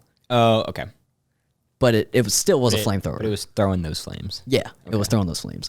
And that's just that's something that I would do. Yeah. And that's the appeal. Yes. Because you're like, yo, I would literally just make a rocket ship pointy for no reason. Yes. I would sell flamethrowers. Like, that's sick. Yeah. If I was in that position of power and if I had that much, control over something, I would do that. I'm not going to lie. All right. Here's the question. Was good. Would you exploit your workers? Probably not. Oh, no, I was going to say probably not. Actually, you know what? I can't say the answer to that. I'm going to be completely honest because I'm not in that position of power. I'm not in that position. You can, and to combat what you're trying to say, I get what you're saying. I have never been in that position. Yeah. You have never been in that position. We don't know what we would do until we were in that, until our feet were in that man's shoes. I can say pretty, confidently, but I know what you're saying. Like, you can never be 100% sure that you wouldn't do that, but I can confidently say I probably wouldn't. Okay. But you are making a fair point. So I'm just trying to speak from complete honesty. Yeah. I don't know what I would do. Yeah. I would love to say, no, I wouldn't do that. If I heard about it, I'd be like, all right, let's get rid of this exploitation. Yeah. Well, yeah. But then I guess you can also make the point, like, if you're running a business and you're like a clothing business and you're getting your like clothes made in like third world countries for like super low prices, what's the difference between Nike doing that and like Elon Musk, making his workers work during a pandemic? And that's, yeah. I mean, yeah, they're both awful for it. Of course. We're still buying them. We're still buying the Nike clothes. I'm literally wearing. Okay, but what else are we supposed to do? Buy, I don't know, American Eagle. Well, they're probably made. Yes. Like, what else are we supposed to do? That's true. Like, okay, I should probably be looking for American made, non exploited. But like, come on, it's not gonna happen, bro. It's not. We need way more push for that. And that's. I guess I should start the process. And that's where my capitalist views come in. I'm just like, dude, there are certain aspects of life that we can't control. In my opinion, I mean, we can try to, but I just think that regardless, we can either allow. Oh, God, that sounds fucked up. You're about to have me go home, like, only buying, like, products I can find. You're good. So because like that just like made me be like, shit. Yeah. See, what I just did was completely made you turn the other side. Yeah, I'm like, damn. Now I'm never gonna buy Nike again. Which I'm completely fine with, as long as you come out of here. Probably a lie. I probably will buy Nike again, but I'm gonna feel really shitty when I do it. I won't. I'm not gonna lie. And well, I've been thrifting a lot recently, so Really? that's pretty good. I found like a new obsession, which is buying the dumbest graphic tees I can wear, I can find. And for some reason, it's like the most fun thing I've ever done. Really? I don't know why. I get such a thrill. I feel as if people are going to listen to this podcast and they're just going to think that I'm an evil human being. Because I'm just taking the like super far left. You like, are. Super like. You are. I know. I'm making you look like such a dick. I know you are right now. And I'm glad that you're aware of it because it's just, I'm not going to lie. I'm not going to say it's frustrating, but it's like you're making me look like the bad person right now. I wouldn't know if I'd exploit my workers. And I'm like, you're an awful person. I would know. Like, you're like. I don't know. I'm being honest. I'm being a human being. You're like, hey, like, I don't know if I like can really get behind like normalizing like extreme obesity. I'm like, fuck you. Yes, you should. Like, all right. At least we're accepting of this, though. Yeah, no, I definitely. And that's fine. That's cool. But I feel like a lot of your viewers would probably agree with your sides. Hopefully. I feel like they would. You think so? Well, no, I think a lot of people would agree with your side, though, because you're taking the extreme moral. People, realistically, I think would take your position, your side. Okay. You also have to remember we're from Delaware. People are going to take your position. Yeah. Well, no, we're a pretty left state. Well, not our section. Not our section. Yeah, that's true. I think our section is pretty moderate. Like you get a good mix because you have like the super liberal north, but Sussex County is like surprisingly conservative. Oh yeah, I know. I don't know if that's just me, but like I'm surprised. We're considered lower, slower Delaware. Yeah. Well, I always thought of like Rehoboth and like the beaches to be super liberal because like Rehoboth is like the gay capital. Yeah. Like that's not even like. No, I know. Like that's a fact. Yeah, it is. And so you'd think that like it would be super liberal down there, but like it's like the South. I know. I know. Like I'm like Gunsboro. Yeah. So that's weird. We're like that weird middle ground where you get like both influences. But that's kind of why I like this state, though, because there's such a mix in between. We're not living in a state that's extremely left, and we're not living in a state that's extremely right. I love Delaware. I love it. So do I. I'm not gonna lie. I don't like the people that hate on it. I'm right now getting tired of the area of Delaware I live in. Okay. But I love Delaware as a whole, and I love where I grew up. So do I. I'm serious. It's got such a great diversity of everything. You got beaches, cornfields, cities. Highest crime rate. No, I'm kidding. Murder rate, right? Isn't that Wilmington? Yeah, highest murder rate in Wilmington. I want to go back to what we were saying a second ago with this far left thing that your viewpoint that you're taking.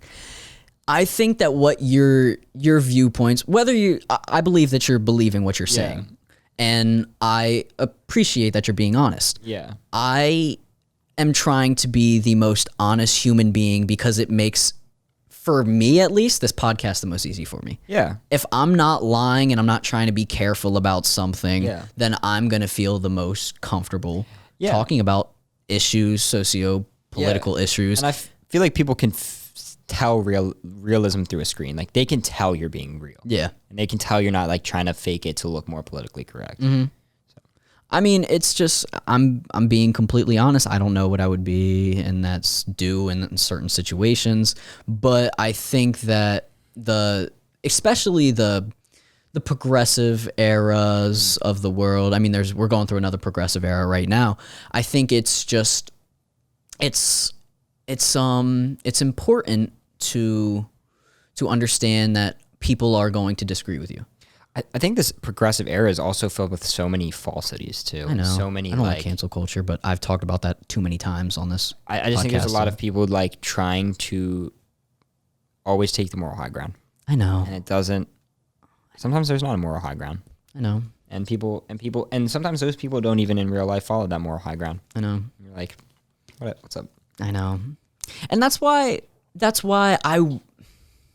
I don't want to say that I want to be far left, but I think that it's really, I'm going to be completely honest to you. I think that it's a lot easier as a human being to be a liberal than it is to be a conservative. I'm going to be completely honest, because I believe that we look at issues, right? We look at, so I don't want to sound like Ben Shapiro when I'm saying this, but it's very easy to, because I'm talking about the facts don't care about your feelings type stuff. I don't want to sound like Ben Shapiro when I'm saying this, but I think that it's easy to listen to what people are feeling and say that that is the true situation that is going on in society because we're feeling this. Therefore, we should do something about it. I agree and I disagree. Okay. And sorry. Go. You got it. I apologize. I want to say that I'm going to be completely honest. I look at socialism and I look at the pros, right? I say, wow, everyone's equal. Everyone has equal opportunity. Everyone has this. That looks great. Wow, I'm being dead serious. Mm-hmm.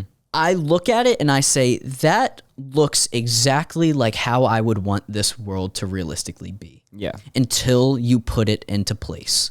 And then we see stuff like the Soviet Union. We see stuff like Venezuela. So, and it's just... But and to play devil's advocate, is it true socialism? No, it's not. And like what, you also have to think about like Venezuela, like what's the effect of foreign governments? Mm-hmm. Like, you know, what is the whole point? Like the oil in Venezuela and like the U.S. wanting the oil and like, okay, so is that true socialism? And even if it was true socialism, what effect did foreign countries have in that? Yeah. But I get what you're saying. No, and there's just definitely aspects of socialism that I agree should 1,000% should be enacted into today's society. I do. But I think as a whole, my belief that people are inherently greedy discredits the entire belief of socialism. I kind of want to go back to your point though that you made about it's easier to be a liberal than a conservative. No, that's fine. I want to talk about this. From my perspective, I think on the internet and in media, it is easier to be a liberal. Easily. But I think, at least from where I've grown up, it's probably easier to be a conservative in the sense that, like, conservatism is, like, trying to hold on to traditions. Like, that's the main point of conservatism. Like, think of a lot of policies where you want to just... I mean, like, that's literally what conservatism is, where it's just holding on to tradition and staying to what you'd always been. So it's a lot easier and I'm simplifying. It's a lot easier to converse with older generations and a wider variety of people from the conservative point of view because, like, you can always just be like, well, this is how it's always been and this is the status quo. Okay. If that makes sense. But 100% media, internet, it's so much easier to be liberal. Yeah. Well, I think I don't want to talk about canceling because I've had this discussion a lot, and I feel as if I talk about it every single episode. But I honestly think that the minority, as in cancel culture wise, is ruling the majority because I believe that a minority looks at woke culture and cancel culture and they believe that it's ridiculous. However, I think that it's the minority of people that controls that status quo, in my opinion. Yeah, I don't know. Cancel culture is just one of those weird things for me where I just like think of it as a buzzword. Where I just am like,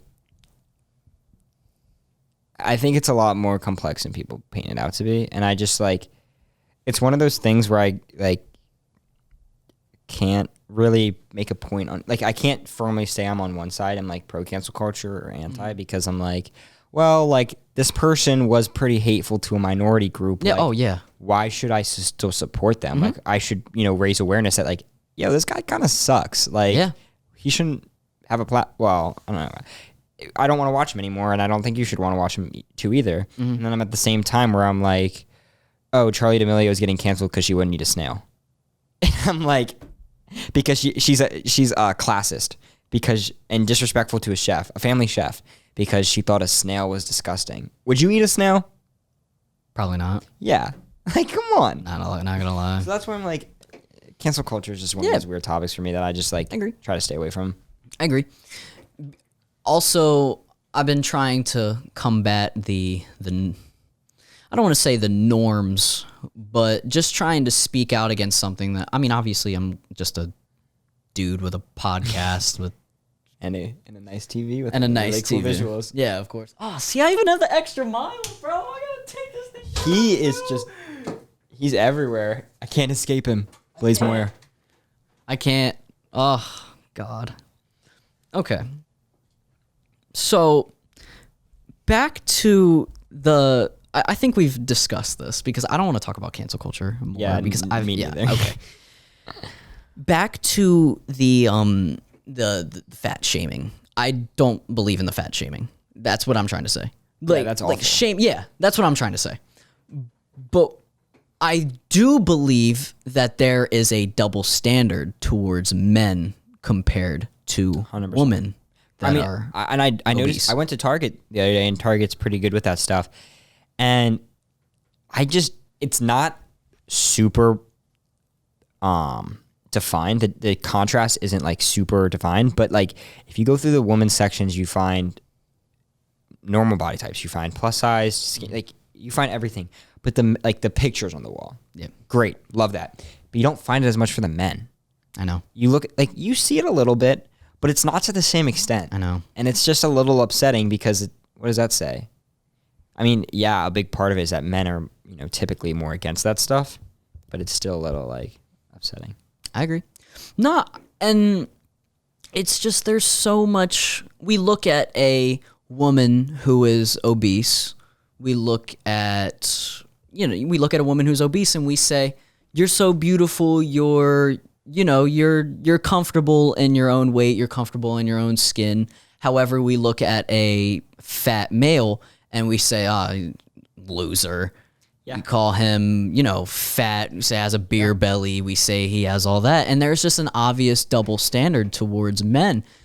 Yeah. And that is also one of the biggest critiques that I have of this body positivity movement. But I think the shortcomings of a movement, and the fact that it's being more targeted towards one gender shouldn't be an argument enough to get rid of it as a whole. Okay.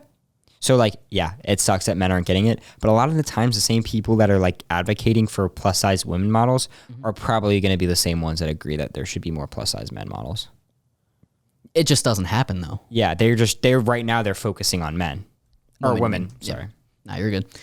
I just how does this going to happen? Because it's mostly the woman supporting the woman. Yeah.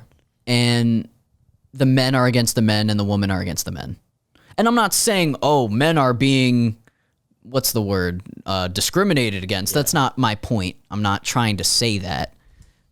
I'm just saying I think that we should try and just be more kind, be more caring to each other, which is kind of against what I've said are you like, much earlier in this podcast. As in like, a lot of issues right now are targeted to help women, and it's a little upsetting to see that like men also go through issues. Okay. Yeah. Men also go through issues, and a lot of the times men aren't allowed to express that they're going through something. Oh my God, yes. And so it's upsetting sometimes as a male to see all these great things for women and being like, I kind of wish we had that for men. Mm-hmm. But if you said anything about it, yeah, you're a pussy. Yeah, you're a pussy. Exactly. Which, yeah, it's really upsetting. We're expected to just be, the hard guys and whatnot. That's not who I am. Yeah, men don't cry. I cry. Well, yeah, I cried earlier today, bro. I'm mimicking, quoting. I was listening to the Olivia Rodrigo new album, and I wasn't crying as a way of saying that it was making me sad, but I was like, wow, this song is really good. It actually brought a tear to my eye. So I swear to God, I swear I'm not trying to do like the tough guy shit. I like can't cry. Really? I cry like maybe 1, 2, 3 times a year. Dude, I cry. I wish bro. I actually wish I cried more. My crying feels like so good. It's therapeutic. It makes me. I can't do it. Really? I can only ever cry in the worst possible moments. whenever I want to cry, I can't. Seriously? And it sucks. Why? I don't know. Oh.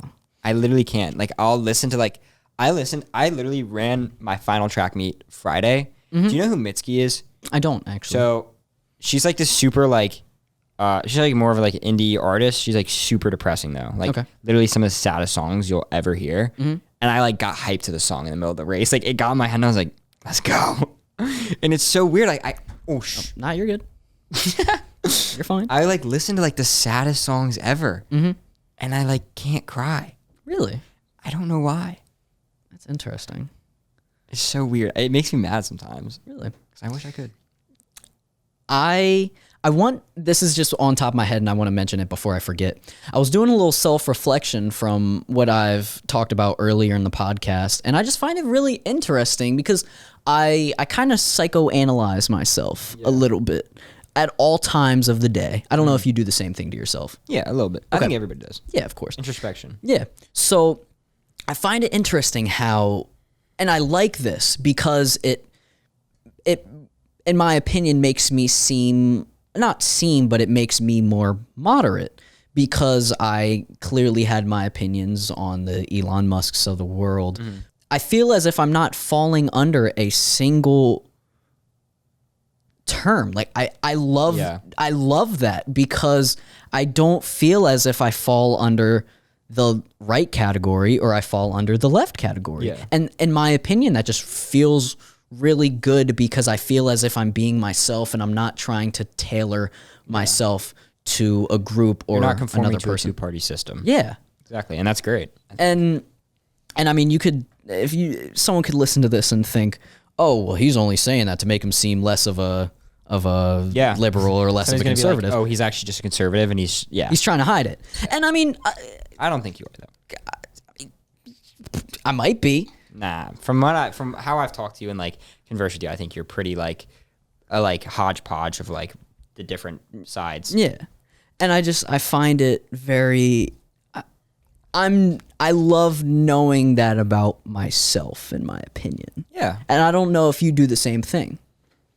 I don't like assess the political opinions I have on a daily basis. Okay. If that makes sense. I'm more of just a like, what do I think about? I'm more of a morality person versus a like political point person. Does that make sense? Yeah. Where I'm like, is this moral or is like?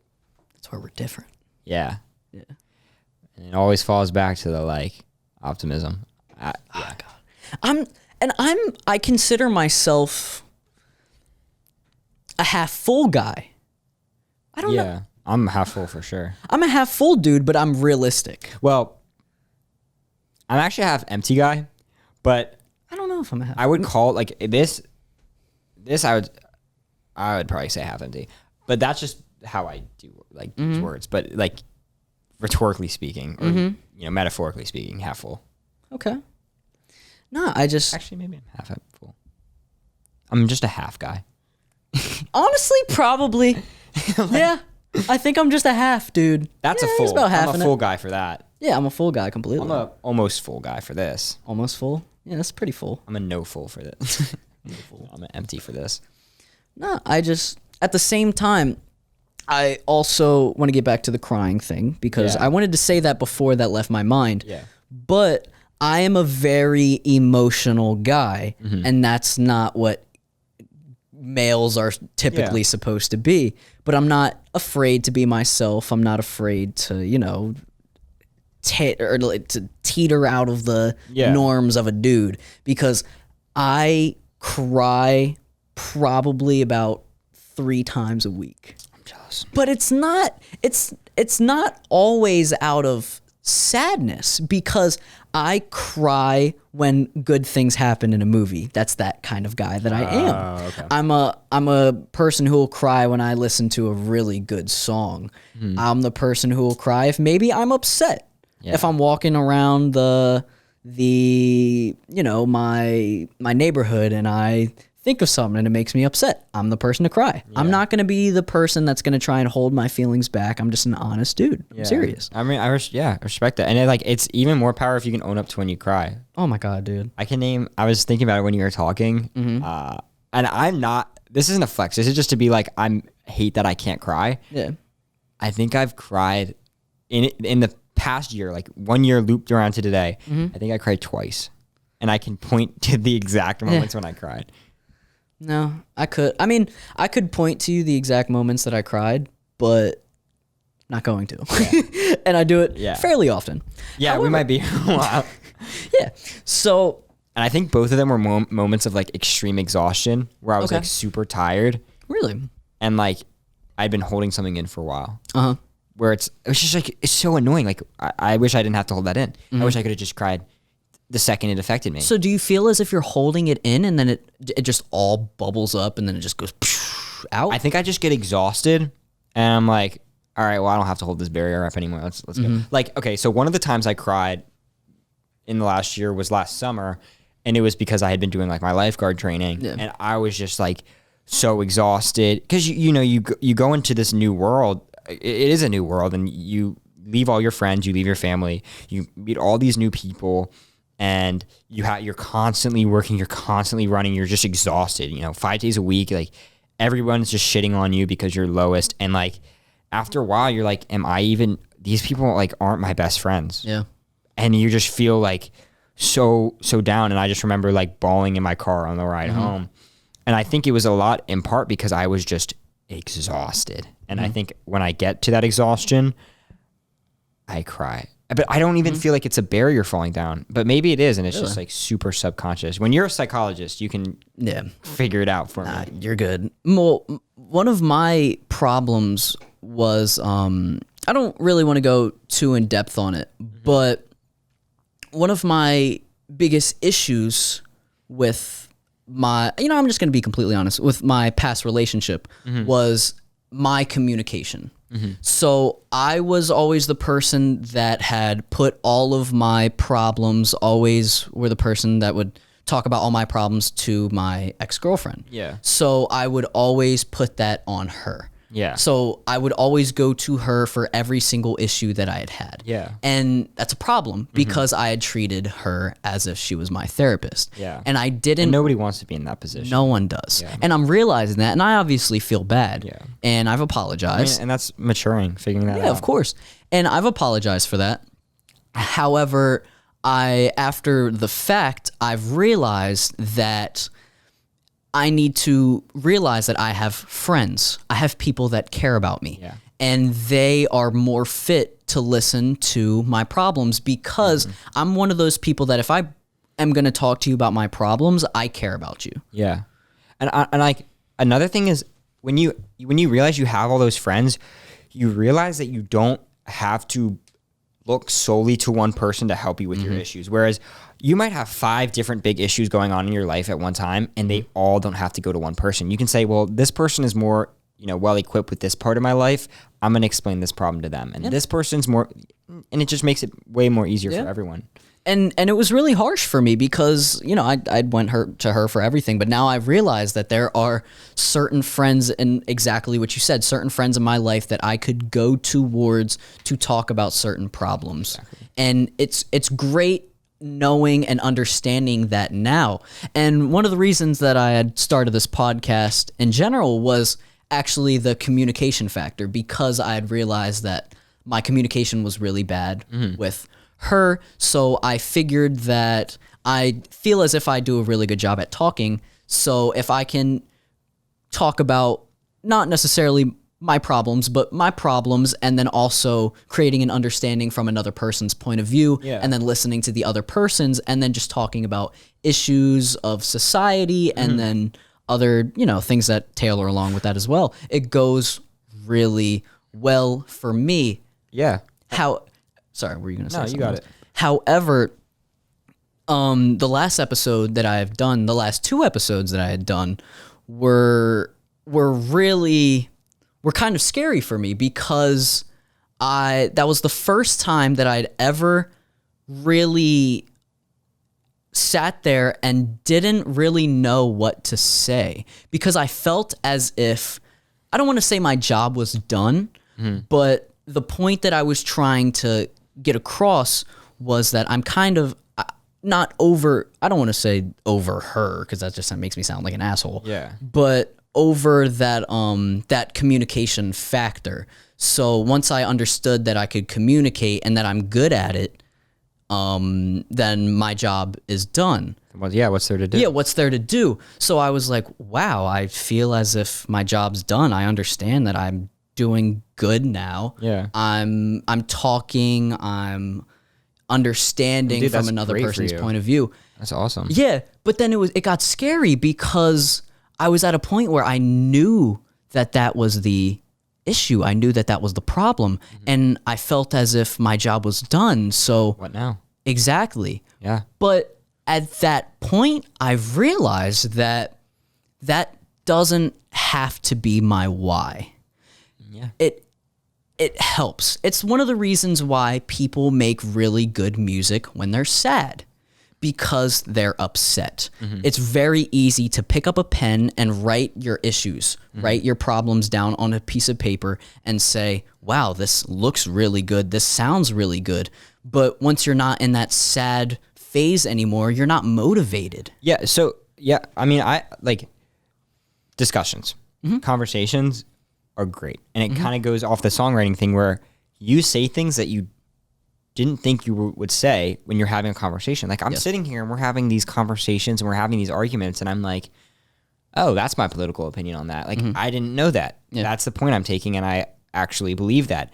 And I think you get that a lot when you sit down and talk to someone or when you sit down and write a song or write anything down because you're forced to come to a conclusion. You're forced to make a side and it's just super therapeutic. It is. Yeah. It feels great. And one of the things that I've done is understanding that speaking from the heart, speaking from something that I know that I'm dealing with, that other people are willing to listen. I mean, I have a fan base that is really good right now, which I'm really proud of. And I see that people are listening to me. And I guess if people are willing to listen to me, that means they care. Yeah. And that means a lot to me. And I'm serious when I say that, as well as just being able to speak to another person, especially in this kind of setting, when I'm talking to you, if I open up, right? If I start talking about my opinion and my opinion isn't really the norm, right? Or I start talking about maybe some issues or some problems that might be going on in my life, you are going to be more willing to open up in your opinion. At least that's from what I see. Yeah. If you listen to me begin to talk about what's going on, you're going to say, wow, I kind of feel comfortable if this guy is saying this towards 100%. Me. So you're, at least in my opinion, that's how I see people. You're going to feel more inclined. I love to talk. When I am talking from the heart, speaking from a point of something that I truly believe in, I think that people recognize that genuineness and they say, oh, I can be comfortable talking about my opinions. And I find that extremely important, especially being in this position, because I am extremely lucky in order to have this. Yeah, this is awesome. I know, this is great. Yeah. So my boss definitely did deserve that. Hooked you up. He did. Big time. He also definitely deserved the the promo that I was giving him. But promo. I got you. No, so anything else that you would like to add off of what I had said?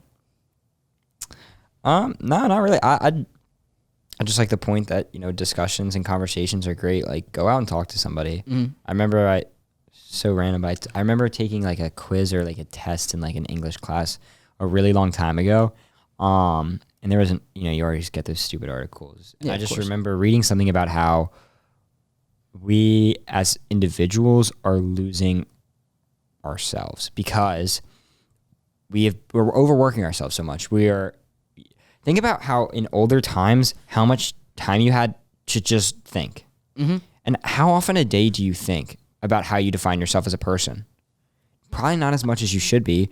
Maybe you, because I know you're very introspective, but like today you find yourself, modern times, you find yourself so caught up in the hustle and bustle of life. Such a random phrase. I like it. And just everything that's going on. And when you have downtime, what do? You sit on your phone, you consume media. And like, in my opinion, like in a modern day, the best way to figure who you are and figure out your opinions and like really think about yourself and introspect is just by talking to people. Oh my God, just I know. literally talking to yourself, write stuff down, like make a song. Is just talk to people, because it's important to know who you are as a person and understand yourself. No, seriously. And that's one of the reasons why I love music so much, is because it's personalized, especially I think that I do a really good job at listening and understanding if the person that's making the music is being genuine. Where would we be without music? I'm serious. I think that I all don't the know. time. I'm like, where would I be in life without music? I don't actually know. Yeah. It's insane. Music has been one of the things that has caused me so much emotions, and I mean that in the most important way possible. Dude, music helps. I feel like it just helps me figure everything out. Like I can feel just so much like at ease. And I'm like one of those people that like delves deep into lyrics. Really? Yeah, I'm super big lyric guy. Where like, of course I have to like the song originally, but like, dude, some of my favorite songs I could write essays on. Really? Yeah. That's where we're different.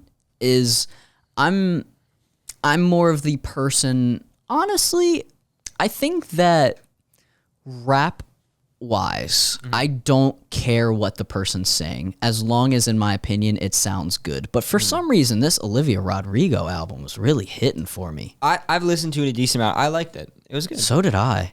I wasn't a fan of Driver's License though.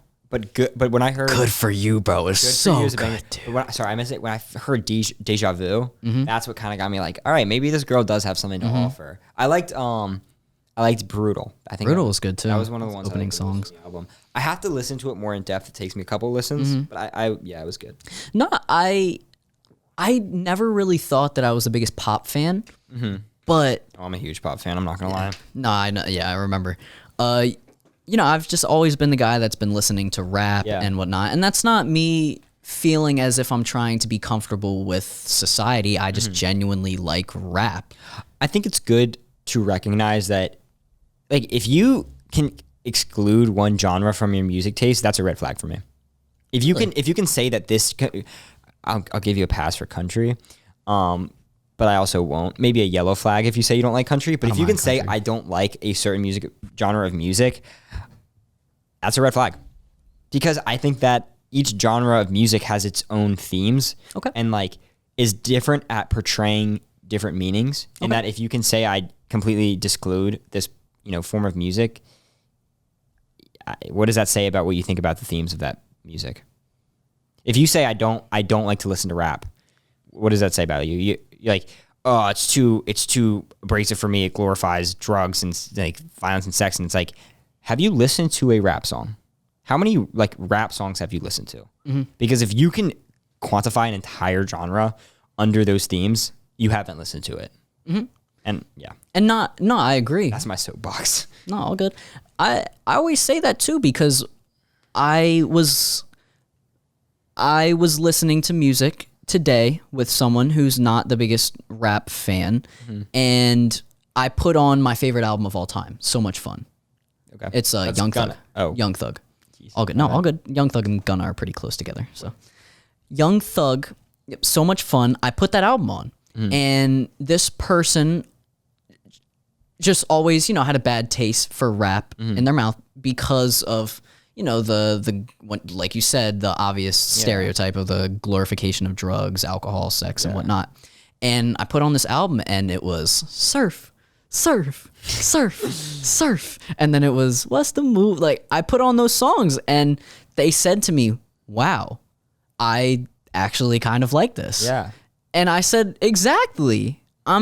This is, in my opinion, good music. I don't really care about what they're saying, but in my opinion, it sounds good in my ears. I also think rap is just such a good medium for like getting points across, because you can put so many words into it. Yes. Like rap is poetry, dude. Like you can put so much like just look at Kendrick Lamar. Like you can literally like develop such complex stories because you have the time to put in so many words. Oh no, I was saying, oh my God, I know. No, I know. My brain just like heard something and I was like, oh. Oh no, you're good. I'm just tripping. Nah, you're fine. Nah, along with Kendrick Lamar, he created an entire album, To Pimp a Butterfly, to designate Black struggle. Yeah. And creating the sense of we need to do something. Yeah. And when you can create power from someone's voice in a form of music and have that much influence on society, that is so important to me. Because it is. And it's even if it's not even on a societal level and it's just an individual, like if you can like write a song and like somebody can truly relate to it and better understand what's going in their life in that moment, that's crazy. I agree. I'm curious, what do you have your like top 3 favorite albums? Yes. Go. So Much Fun is number 1, definitely. I have to throw, I want to say Love is Rage 2. Okay, I figured Uzi would be up there. Yeah. And then number 3. Oh, talking about great rap songs that get a really good point across, The Way Life Goes from that album. That is a really good song, dude. Like, that's literally like, life is hard and it's okay and you can get through it. So yeah, it's not about sex, drugs, and violence. Checkmate. Like, yeah. I'm not sure on the third. I'm not positive. How I am. Those are just the 2 easiest ones for me to go to because I know how much I love those albums. Yeah. What about you? So my top 3, it's weird that like one of them is like combined. So like I know that I think Lonerism by Tame Impala is so yeah, it's like his second album. Okay. It's like it's very much rock, but also like in alt rock or indie, whatever the fuck you want to call it. But yeah, it's the individual songs aren't the best, but like like if you just sit down and listen to it, it's just like great. But also Currents by Tame Impala like almost bumps it out. But I think Lonerism gets it only because it's less mainstream, and I'm like have to have that superiority complex where I'm like I can't be like anybody else. Yeah. So I'm like, I'm all that right, guy too. I have to pick the other one. And then this might come out of left field for you, but I'm like Folklore by Taylor Swift is one of my favorite albums of all time because I think it's lyrically one of the best albums I've ever listened to. Okay. Like it's just genius to me where I was like, oh, yo, this girl Taylor Swift like released this folk album. Like, whoa, that's kind of dope. I kind of like music like that. And I listened to it and I was like, I don't like this. And then a month later I listened to it again. I was like, this is amazing. I was like, okay. And then my other one is Control by SZA just because it's like a classic and I just like, it reminds me of like driving with my sister when we were in the same grade and it's just like super that's reminiscent. dope. I don't know. No, I love So Much Fun because the name of the album is literally what the album is. Yeah. It's just so much fun. It's summer music, music that you'll put down or put in your car and you'll just have so much fun listening to it. And I love not The Way Life Goes, Love is Rage 2 because it is a great album because I just love all of the individual songs that are on that album. I don't think it's very cohesive though, is it? It's more It's not really a flowy album. Yeah. And that's kind of the thing with So Much Fun as well. It's not really a flowy album, but it's an album that I would throw on shuffle, and regardless of what the songs flowed in, it's still a good album. Yeah. In my opinion. Honorable mention for mine, Igor by Tyler, the Creator. That one's, I love that. You know, I've never listened to any of the albums that you've said to me. You've never listened to Igor? Never. I'm not a fan of that sound, dude. I've tried to listen to it. I think they're the only. All right. Cut this out because I'm about to be mad embarrassed for this question. So Much Fun by Young Thug. Is that who wrote Hot? Like Everything Living I Love When It's Hot. That's Gunna and Young Thug. That's off of So Much Fun. Okay. That's the album I was picturing. Yeah. And I was like, I thought Gunna sung that. Yeah, that's Gunna and Young Thug. Okay. Everything Lydia, Love That's When It's why Hot. I said Gunna because I was like, I thought Gunna was on that song. Mm-hmm. Okay. Yeah. I knew I was thinking about that because I'm picturing the album cover. Yeah. I'm like, it's the green one. I've listened to the songs on that album, like, or at least a decent amount. I'm like, I know this album. Gunna, I'm pretty sure it's technically his song. It's not. It's technically Young Thug's song, but I'm pretty sure Gunna made it with the intent of using it, but he just told Young Thug to throw it on his album. I might be completely wrong by me saying that. He's rapping in most of it. Yeah, he's most of the rapper, and most of the rapper that's on it. And then Young Thug, I'm pretty sure only has one verse on it. Yeah, that's why I was like, I thought this was Gunna. Yeah, it's weird. I don't understand why. Because that's like the rappers do song that. I associate with that album. Yeah, the song I associate with that album is "What's the Move" and "Bad Bad Bad." I probably recognize both of those if you played it, but I can't picture it in my head right All now. good. God, I love those songs. And the intro song, I wasn't the biggest fan of it, but it's called How It Is. And it's a lyrically, in my opinion, really good song just because he's kind of saying nonsense, but I love the way that it sounds. Yeah. I mean, I don't even consider it nonsense. It's just he's saying funny stuff on occasion in it. He said, had to wear a dress because I had a stick, as in a gun under his dress. He wore a dress for one of his album covers. That's kind of dope. Yeah, I know. It is dope. Kind of cool. I bangs with that. Yeah, so do I. He literally had a dress on and he said he had like an AK-47 under his dress, so that's why he wore it. That's so dope, Is this bro. like he's like hiding it in the dress? Yeah. Yeah, that's kind of I know. Guys. It's pretty funny. You look like a girl. Like, yeah, but I got an AK right Yeah, here. Like, bro. And I don't understand. And this is where my liberal side comes into play. Yeah. Bro, I don't care what you wear. Bro, that argument's so stupid. The like, men should wear dresses. Bro, I don't care what you wear, dude. If you feel comfortable in a dress, Yeah. wear the dress, bro. Bro, it's not. People make such a big deal out of I that. know. Okay. But I will say though, if you're gonna wear a dress and girly clothes, at least make it look good, bro. Harry Styles looked awful. You thought Harry Styles looked awful? Bro, that outfit was disgusting. Bro, whenever I see a guy wearing a dress online, it's always like the ugliest dress ever. Really? Just actually like look out for it and be like, if a girl was wearing that, they would be bullied. Yeah, you're right. So I'm like, Have you seen Young Thug's dress? I feel like I have. I'm gonna show it to you real quick. Yeah, I want to see it. It's the color of my phone, actually. Dude, it's a dope looking dress. Yeah, like if you're gonna wear a dress, like wear a good one. Like, And it's so weird because people are probably gonna listen to this podcast and say, "How can you yeah. believe?" Yeah, this one right here. yeah, that's a good dress. Oh, I know. That's not even like that's sick. That's like actually cool. Yeah, I know. And that's where people are probably gonna listen to this and say, "How can you say that your understanding of both sides of the argument, but then you say, how can Young Thug and comfortable with a Young Thug wearing a dress?" I'm just being, Yeah. my bad. No. I was trying to figure out what you meant by both sides of the argument. Oh, people saying, "Oh, I don't think men should wear dresses." Bro, I don't care, that's just dude. stupid. I agree. I'm not equivocating on that. That's Yeah, stupid. I agree. I mean, dude, if you feel comfortable wearing a dress, just Yeah. be comfortable wearing a dress. If you're mad at somebody for wearing a dress, bro, just do something else. Come on. At the same time, I'm trying to play the devil's advocate here. I don't think this one deserves it for. Well, no. I agree. Yeah. I don't really think it does either. But what I'm trying to say is I'm trying to be on the same level of how I was with the issue earlier, saying, you know what, if you don't believe that they should, you can have your opinion. That just doesn't mean that I stand for it. Yeah. That's what I'm trying to say. Yeah. No. Which you disagree with, but we've had this discussion before, and we're just gonna have it over and over again. Like, yeah. But I completely agree, bro. I wouldn't rock that dress because I don't think I'd be able to kill it as well as Young Thug did, to be honest. Yeah. I feel like I'm not tall enough. He looks super tall in that. I know. He looks like giant. I know. Dude, the hat too. He looks That's dope, it's like bro. it's like samurai. Yeah, I know. It's It like looks a sun sick, hat. and like the white background just like makes the whole thing look sick. Oh my god, I know. Kind of jealous. I am kind of jealous too.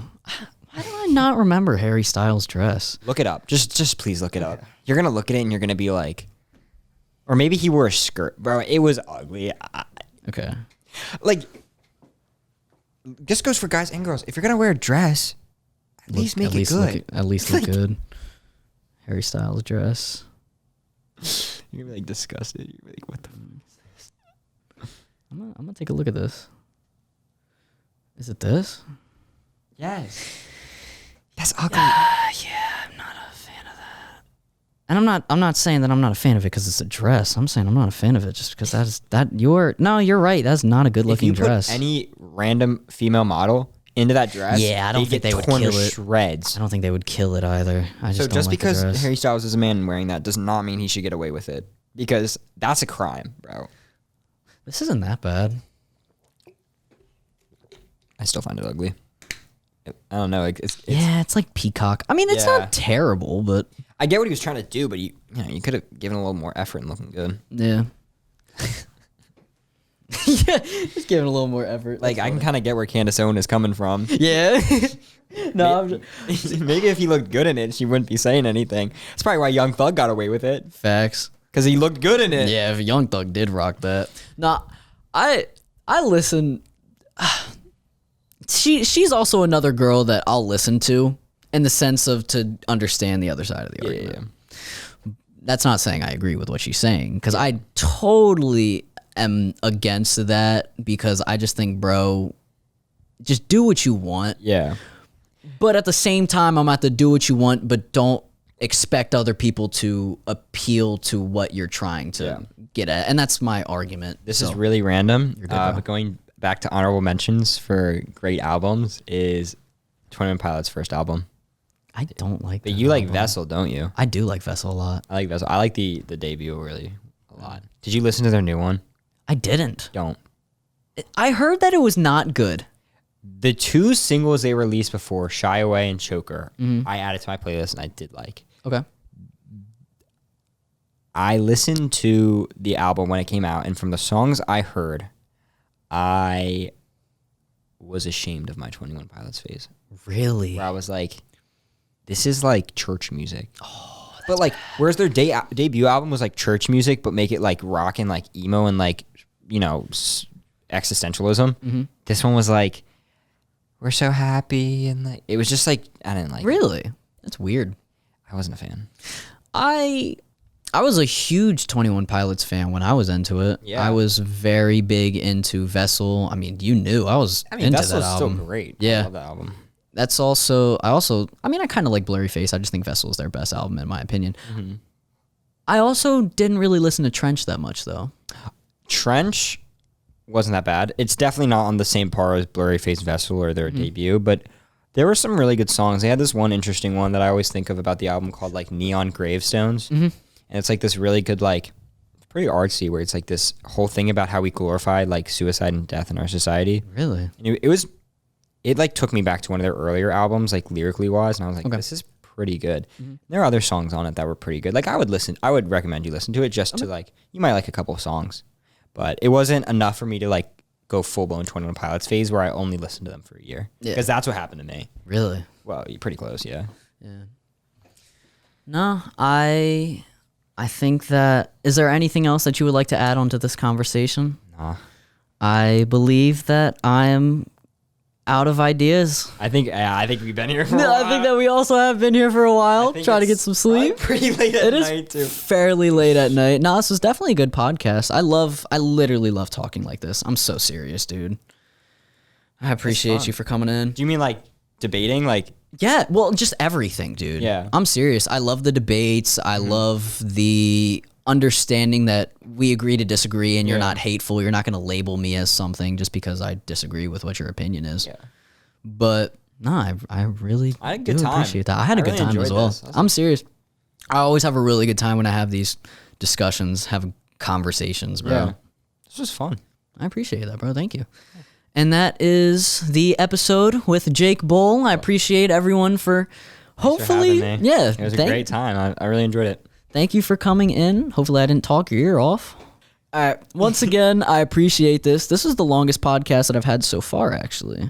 Yo, I'm setting records today. You are setting records. I have a 3-hour limit because that's the longest that can be posted on the Anchor app. Yeah. But I feel like you'll do a decent amount of cutting, though. I might have to cut some stuff out. I feel like there are a lot of spots where we're like thinking to respond to an argument. Yeah, but I mean, I don't really think that's a bad thing. But no, I appreciate you for coming in. Thank you very much, Jake. Thanks for having me. Of course. I like to have the guests press the red button. That means that we stop recording. All right, I'm going to press it.